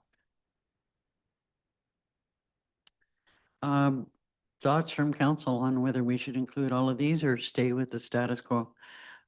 Deputy Mayor Dayu? I have a part thought, which is, for me, it would be appropriate to do all or nothing. I don't want to cherry pick from the list. I think all of these days have been recognized by the federal government for very good reasons. So either it's Remembrance Day and Indigenous National Day for Truth and Reconciliation, as we've done, or we do the whole list, but not a cherry pick. Yeah, no, I tend to agree. I mean, I would want to retain the two that we have already acknowledged as and where is Pride? Is that outside of this? Yes, that's part of the community requests and Okay. that's later in the Okay. policy regarding annual. Councillor Shortreed, Richards, I'm sorry. I'm just wondering what happens if so for the National Police and Police Officers Memorial Day, it's the last Sunday in September. What happens if that's also September 30th, which is the National Day for Truth and Reconciliation? Through you, Mayor? Mhm. This would be the Canadian flag, so it could be lowered to represent both, and then we would fly the All Lives Matters flag on the second flagpole. Are you suggesting that you want that included? Well, yeah, but I'm also kind of wondering, so we would be lowering the Canadian flag to half-mast and then flying high the Indigenous flag on the same day, if that's how it happened? If they landed, because you would fly the Canadian flag at half-mast in accordance with the federal government for Truth and Reconciliation as well. So you lower them both? And then we have we have the flag for the Truth and Reconciliation. But both would be at half-mast, they wouldn't? Yeah. So one wouldn't be flying high with the other one? So, I mean, at the moment, what we've heard from Deputy Mayor Dayu is that we would just want to stick with the status quo, and that would be Remembrance Day and Truth and Reconciliation, without starting to pick through the rest of the list. But you're suggesting that you do want to include that, or you want to include all of them? I don't have a problem with aligning with the federal government. I wouldn't want to see the Canadian flag at half-mast for one of these reasons, or maybe we have the Canadian flag at half-mast because of a death of someone on the list. And then we have the other flag, sky high, celebrating that. Like it doesn't seem right. So if we had, two flags up, both would be lowered. It's just what I'm trying to make sense of. Go ahead. I hear what you're saying. I think every community across Canada would be experiencing the same problem on the same day. So there would be there would be a solution, there'd be a protocol of some type. We wouldn't be alone there. Just to qualify what I said before, I'm not necessarily prepared to say I only want those two dates. I just didn't want to cherry pick. I would rather have either the All two dates or- or all, and not go through a cherry picking exercise. But I'm very happy to go with the majority on which of those. Okay, well, let's start with Councillor Barry. The two that we traditionally do and or all, which would be your choice? I'm happy to keep it with the two that we traditionally do. And in regards to, I hear what Councillor Richards is saying in regards to a flag being at half-mast. I agree that if the dates align with any of the events, that all flags would be then at half-mast. I'm in agreement with that. Counselor Shortreed. I'd like to go with all, just because we're honoring firefighters on one, we're honoring national peacekeepers and police officers on another. So in going with the Remembrance Day, Truth and Reconciliation, I think for me, it's all. I will concur with Councillor Shortreed. Well, that's three that are saying all, so there's your majority. Keeping in mind that members of council are responsible to ensure that if one of these dates is missed, that we advise staff. Any other? And one more, this comes around to just pre-approval for council's consideration for commonly requested flags, so that every year we know staff can fly them. And in that list, we do have the pride flag, so it would automatically occur every year. Council's pre-approving it.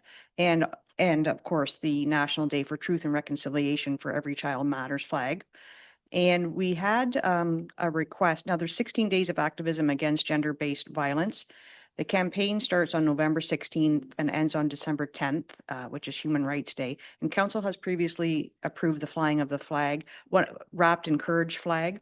However, council approved the flying of it only on the last day of the campaign on December 10th. So staff's looking for clarification, should the request come in, if it is pre-approved, and if it will fly for the entire campaign or just on December 10th. Deputy Mayor Dayu. I'm in strong favor of both of these requests, and I'm in strong favor of flying the Wrapped in Courage flag for the full campaign. Their thoughts? Okay. And that's all the questions that I have, and if there's any other questions of council. Any other comments, suggestions, or then back to the suggestion by Mrs. Spina? Did we want to add that? Indigenous Veterans Day, I guess if we're accepting that we include all of those recommended by the federal government, and that would be included as well.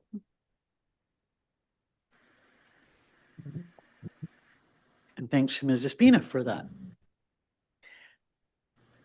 Councillor Berry. Just a clarification, I'm in support of Ms. Spina's request, but just in regards to the flag being at half mast, somewhere it said that there's, the flag gets lowered, at the announcement of a passing, and could be at half mast until the funeral. I just wonder, does that make sense in regards to the length of time where that might happen? Like we would have a flag at half mast for weeks or months at a time? I'm trying not to complicate things, but I think it's just a logistical question. Well, I can't see us having it, flying at half mast for weeks or months at a time, but I'm not quite sure what the solution is to that. Any thoughts on that? Well, in the current policy, the flag, it says the flag will stay at half mast for a minimum of 3 days from the date of death or until the funeral has taken place. There is no timeline. It wouldn't be months, I wouldn't imagine. It would be until the funeral has taken place, which, depending on the days and the arrangements, it wouldn't be for a very And if length of that time. was unknown for some reason or another, it would be the minimum 3 days. 3 days. Does that clarify that for you? Sure. Yes. Okay, could I have a mover and a seconder then to approve the flag policy as amended? Deputy Mayor Dayu and Councillor Shortreed.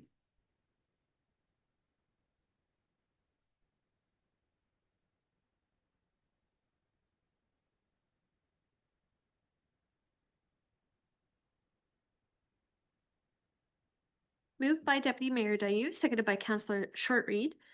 Be it resolved, the council receives report CO 00925 and approves as amended the flag policy and amended expression of compassion policy, and directs bylaws be brought forward to adopt the said policies.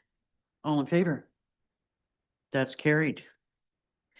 Next is a report on the attendance at the Ontario Municipal Administrators Association. Yes, thank you, Mayor and Council. This report is in compliance with the township's policy to report on conferences attended overnight. I did attend with the CAO this conference. I found it very beneficial, and I want to thank council for the opportunity. Well, you're welcome. Any questions or comments? Could I have a mover and a seconder then to receive that report? Councilors Richards and Shortreed.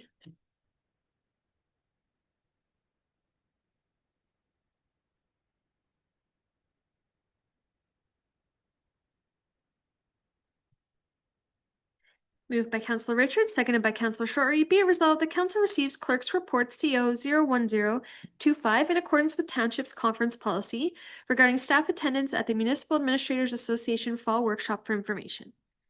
All in favor? That's carried. Just a quick reminder, I know it's not exactly on the agenda, but in keeping with this report, a reminder to members of council who are attending the Roma conference that we're all responsible to come back with comments about what we gained from attendance at that conference. And it sounds like a majority of us are going to be in attendance, which is great. Next is the report on internet and telephone voting for the election for both municipal and school board. Thank you, Over to Mayor. Thank you, Mayor and Council. This report is just requesting the authorization to proceed with the mayor and clerk to sign the agreement with Votes Canada, which will be the vendor handling our internet and telephone voting platform.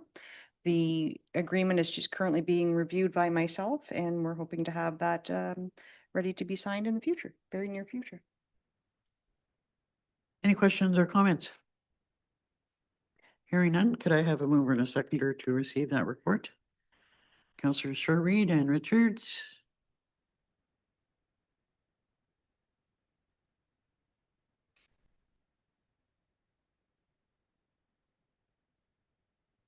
Moved by Councillor Shortreed, seconded by Councillor Richards. Be it resolved that council receive report CO 01125 regarding the execution of an agreement with Votes Canada Ltd. for the provision of providing internet and telephone voting services for the 2026 municipal and school board election, and further that council directs the bylaw be brought forward to authorize the mayor and clerk to execute an agreement with the final form and content being to the satisfactory of the clerk, deputy CAO, and CAO with Votes Canada Ltd. For internet telephone voting system as per the terms and conditions set out in the proposal for RFP CTYMM 2025-2 internet telephone voting system. All in favor? That's carried. Next is a report on the grant collaboration opportunity with the Master Gardeners.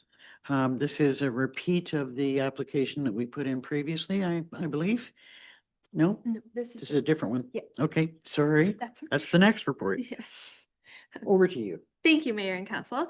So yes, so this is, I was contacted by the Haliburton County Master Gardeners about an alternative, an additional funding opportunity, and it's through the Local Initiative Program Grant. They provided us some information about it. They think that our project at St. Stephen's Cemetery would be a good fit and would like to collaborate on a grant submission. They've proposed 5,000, sorry, the grant is for 5,000. They're looking for commitment from the township.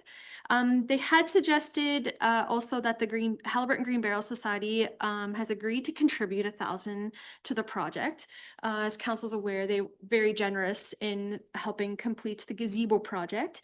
So at this point, the Haliburton County Master Gardeners and staff are looking for direction from council of a commitment to the project. So it could be 2,000 or it could be 3,000 to move forward.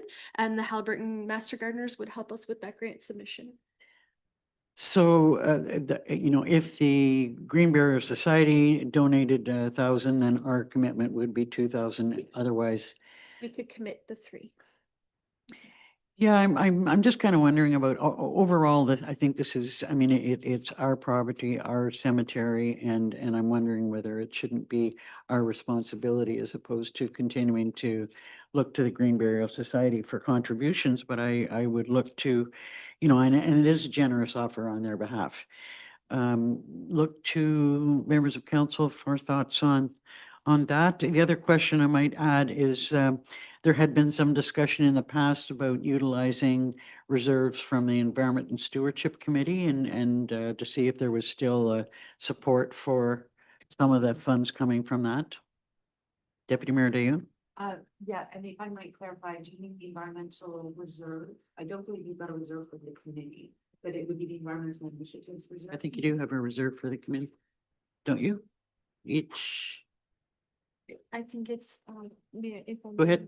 I think it's environmental as a whole. I don't know if the committee specifically has a reserve yet. I think you utilize that when council brings. okay. Yeah. I thought all committees were allocated a certain specific amount of money, but okay, if that's the case, it would still be something that you would concur with. Very much, and you do have a nice a reserve set aside. I do think it's really appropriate. And I hear what you're saying about potentially taking on the full cost ourselves, and I would support that. I do like the idea of continued partnership though, and if the financial contribution from the Green Burial Society is a way of keeping that partnership going, I think that's good for the partnership. I think that there will be other aspects of, for instance, the Green Burial Society is going to be making a delegation to us in December about the use of the gazebo. Like I see that there's opportunity for a continued partnership without necessarily asking for contributions financially. So, it's up to council. Well, just to clarify that we're not asking, they offered, right? So. That's right. Yeah, so, I mean, we wouldn't cause offense by refusing? Pardon me? We wouldn't cause offense by refusing it? Like, Well, yeah, I wouldn't want to offend anybody. I just kind of looked at it as overall our responsibility, and there might be another opportunity where they might want to raise funds for, another initiative, and I'm quite sure that they don't have deep pocketbooks or deep pockets. But I guess it's, do we pay for the full amount or do we concur with their contribution? Any thoughts there, Councillor Barry? I like the idea of, it is a grant application. I think there is a benefit to both of us putting money in for the grant. I do like the idea of the township sort of putting in more money than the Green Burial, the Master Gardeners. So I would support the 2,000 from us and the 1,000 from them. Well, in fact, you're right. There might be a better chance of success with the application if it came through that way. Okay. Yeah. Do I see agreement with that? So could I have a mover and a seconder to go forward? Councillor Short-Reed, Deputy Mayor Dayu.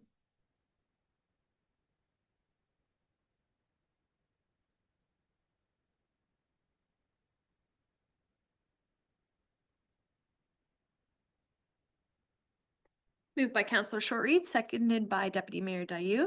Be it resolved that Council receives Report DC 2825 regarding the grant collaboration opportunity with the Haliburton County Master Gardeners for information, and that Council supports the Haliburton County Master Gardeners application towards the local initiatives program grant, including a township contribution of $2,000 towards the project. All in favor? That's carried. So next is the funding for the planting plan, and this is the repeat of the previous application that we put in.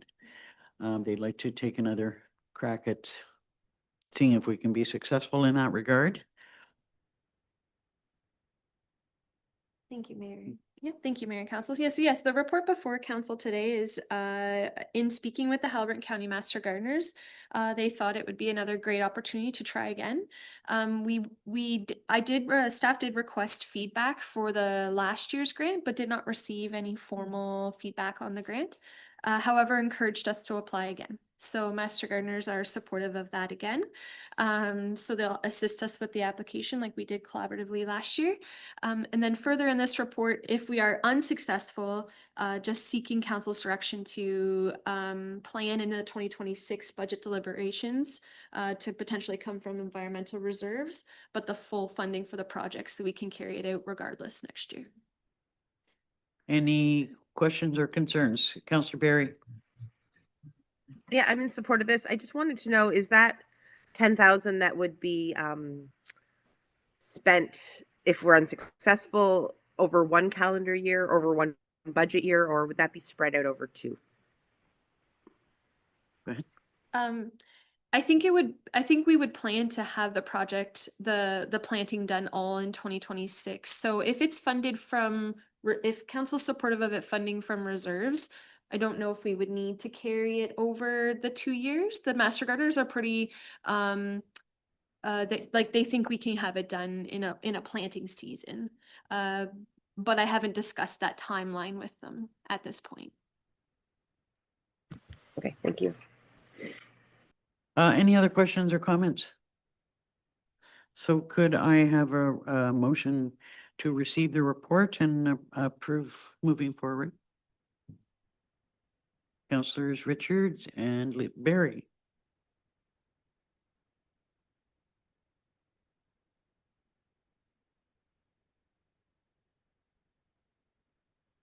Moved by Councillor Richards, seconded by Councillor Barry. Be it resolved that council receives report DC 3025 regarding the funding and planting plan as information, and that council directs staff to reapply to the Canada Tree Grant Program, and finally that council directs staff to include the full cost of the project in the 2026 budget deliberations for consideration, should the township be unsuccessful in obtaining external funding.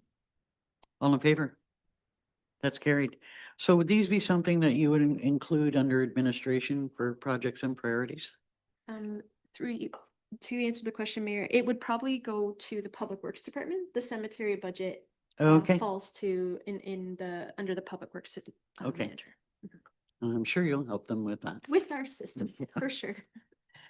The next item is rescheduling the or a report on rescheduling the opening ceremony for the green burial section. Yeah, Sarah's given us a suggestion of dates, and go ahead. Thank you, Mayor. So yes, the report here before council is rescheduling the opening event for the natural green burial section at St. Stephen's Cemetery.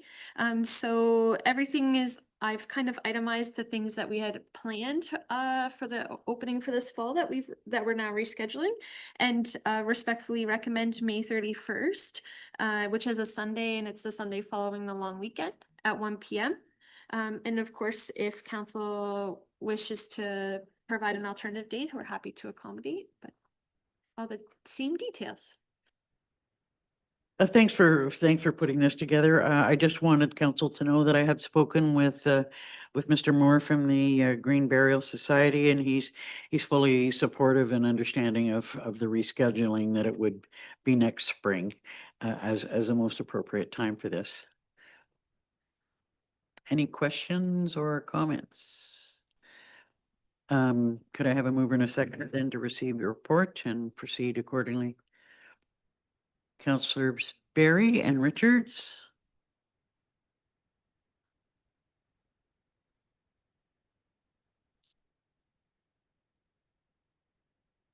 Moved by Councillor Barry, seconded by Councillor Richards. Be it resolved that council receives report DC 3125 regarding the rescheduling of the opening ceremony of the natural green burial section at St. Stephen's Cemetery for information, and that council directs staff to proceed with all the previous opening ceremony plans on the new date of May 31st, 2026 at 1 p.m.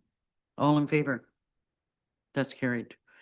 And thanks for your ongoing work on cemeteries and green burial. So the next item on the agenda is the acquisition bylaw for St. Stephen's Church, which you'll see under the bylaws section.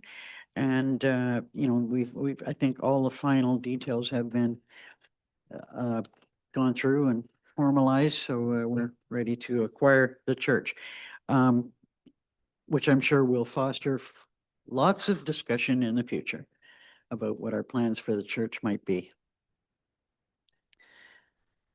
Okay, next up is the planning business and the planning department's update. Welcome back, Mr. O'Callahan. Thank you, Mayor and Council.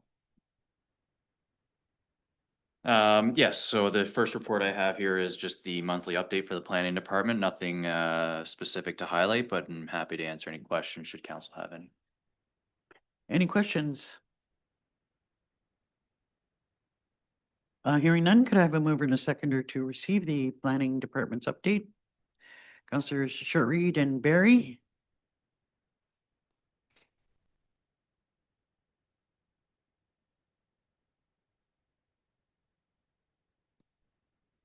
Moved by Councillor Short-Reed, seconded by Councillor Berry. Be it resolved, the council receives planning report PL 12725 regarding monthly activities for October for information. All in favor? That's carried. Next is the minutes of the Committee of Adjustment from October 31st. Thank you. Yes, nothing to highlight from the meeting, but again, happy to answer any questions should council have any. Any questions? Councilor Berry, did you have a question? Okay, could I have a mover and a seconder then to receive the reports of Councilor Richards and Councilor Short-Reed?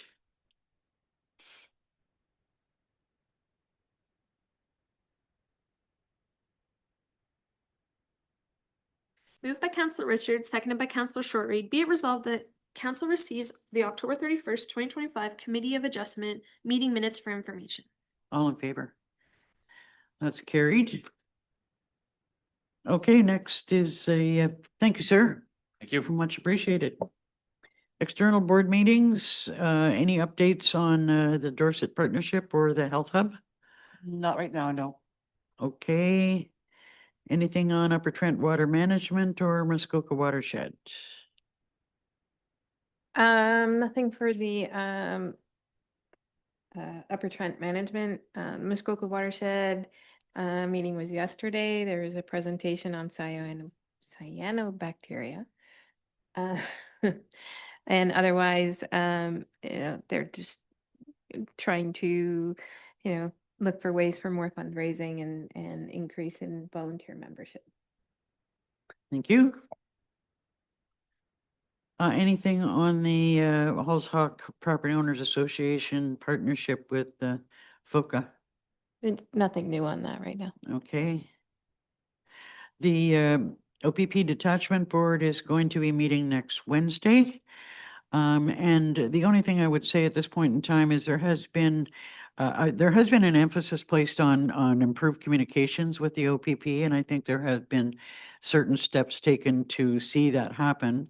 However, it's my understanding that the detachment commander called for a public meeting to basically let the public know what their plans were going forward, anything that had changed. There was very, very short notice given for that meeting. The notice was given on X as opposed to any standard community-based communications. And I understand there were only maybe 7 or 8 people in attendance, which is unfortunate. So, that is one thing that I will be raising at the detachment board, that, if they want community engagement, they need to have better communications about their meetings, and that's all I can say at this point in time. Library board. Nothing specific to report at this time. Really? Unless you would like me to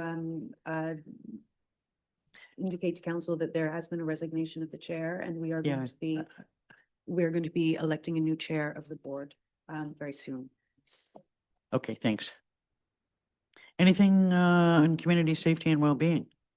Yeah, there is actually, and I know those of us who are going to be riveted to county budget conversations are going to get a bigger report on this, so I'm not going to give you the full lowdown now.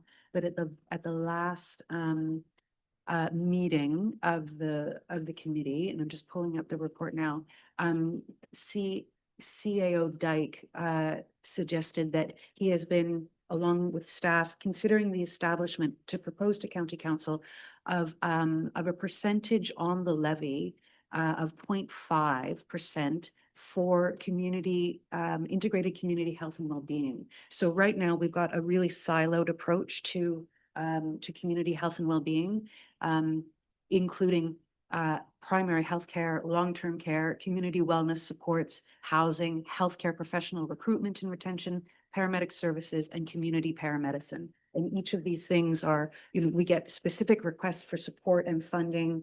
And what he is proposing is that we put aside a certain amount on reserve every year as sort of an umbrella reserve for community health and well-being. And he'll take that forward with County Council. So I look forward to the more detailed report coming, but that's the big news of the day. Oh, it's interesting. It'll be also interesting to see what council's response is. It sure will. Anything on Muskoka River watershed? Yes, they got in touch with a short report just to make sure that we were all aware that water levels have been quite low this season and that things. Get out, Yeah, really? Yeah, and conditions have been pretty dry. So that's good to confirm. Well, that's great information. Yeah, so they, but interestingly, within the watershed, they indicate that we're typically within the normal operating zone for their dam operations. So this is not comfort, this is not recreation, it's just for their dam operations. We are at the lower level of the normal operating zone, but we are well below the target operating level. So again, big surprises all around. Well, thank you for that information. County Council update.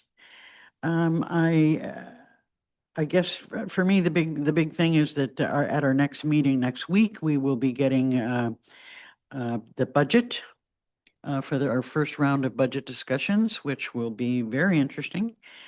We will also be getting a submission from the library board on their, hopes for the following year. I'm not sure what else we might raise at this point in time. No, I think budget has been the big ticket item for staff for the last couple of months, so that's very understandable. We're still looking forward to some information and reports on various aspects of service delivery. I think that the initial schedule that was set by the CAO might have been a bit aggressive or was received by those working groups as being a bit aggressive. So, I would look to receive some reports and updates on service delivery sometime soon, but possibly not until the beginning of the new year. Go ahead. And the other piece that doesn't really, it's not really applicable to Algonquin Highlands yet, but forthcoming possibly is that the LiDAR project has now been launched.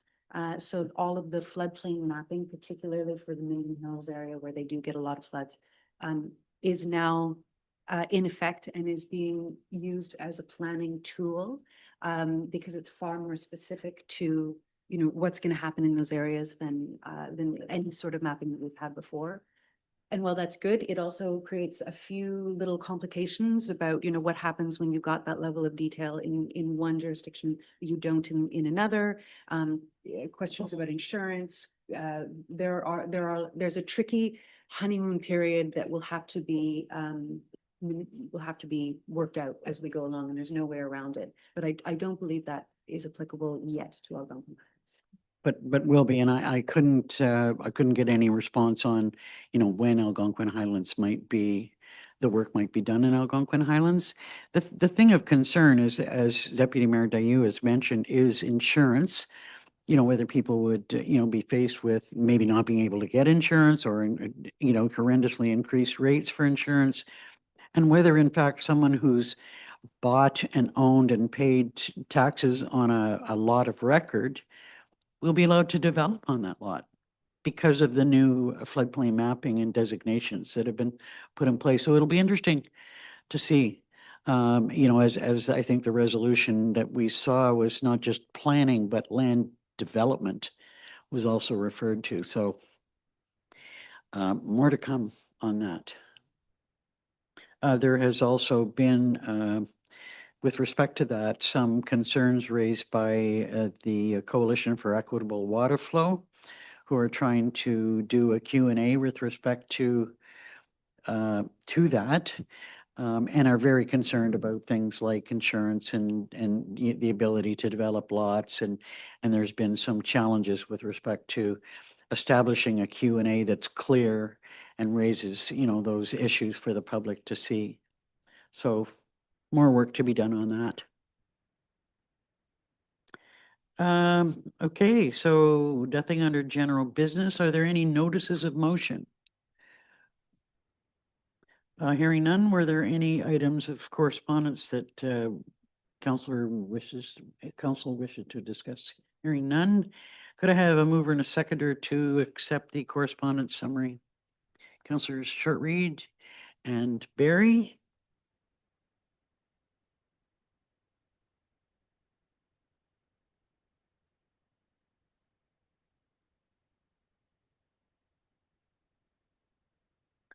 Moved by Councillor Shortreed, seconded by Councillor Berry. Be it resolved that Council receives November 20th, 2025 correspondence listing for information.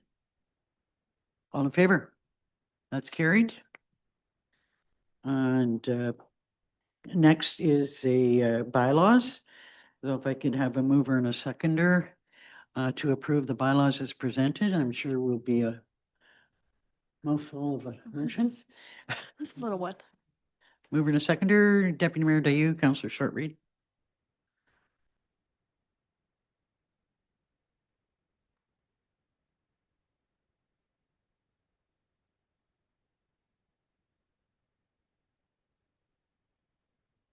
Moved by Deputy Mayor Dayu, seconded by Councillor Shortreed. Be it resolved that the following bylaws be received and read a first time, considered read a second and third time, and finally passed with a corporate seal affixed. 2025-100 to authorize borrowing pursuant to the issuance of debentures to Ontario Infrastructure and Land Corporation. 2025-101 to adopt a flag protocol policy. 2025-102 to adopt an expressions of compassion policy. 2025-103 to stop up, close, convey a part of shore road allowance. 2025-104 to stop up, close, convey part of shore road allowance, Skeet. 2025-105 to stop up and close, convey and part of shore road allowance, Bowser. 2025-106 to stop up, close, convey a part of shore road allowance, Rodriguez and Obscure and Rodriguez. 2025-107 to stop up, close, and convey part of shore road allowance, Booth. 2025-108 to stop up and close and convey a part of shore road allowance, Riley.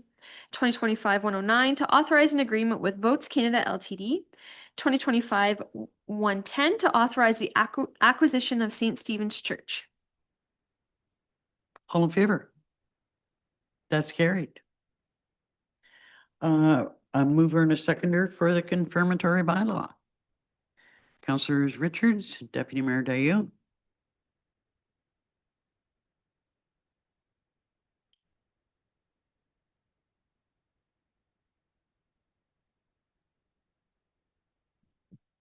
Moved by Councillor Richards, seconded by Deputy Mayor Dayu. Be it resolved that bylaw 2025-111, being a bylaw to confirm the proceedings of council held during its regular meeting on November 20th, 2025, be received and read a first time, considered read a second and third time, and finally passed with a corporate seal affixed.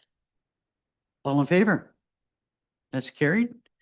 And finally, a motion to adjourn. Councillor Richards, seconded by, don't actually need a seconder. Councillor Shortreed, do we? It depends on the procedural bylaw, and our procedural bylaw says that all motions except for a few of them require a mover and a seconder. And then it isn't on the list. There we go. Moved by Councillor Richards, seconded by Councillor Shortreed. Be it resolved that the November 20, 2025 regular meeting is hereby adjourned at 12:04 p.m. All in favor?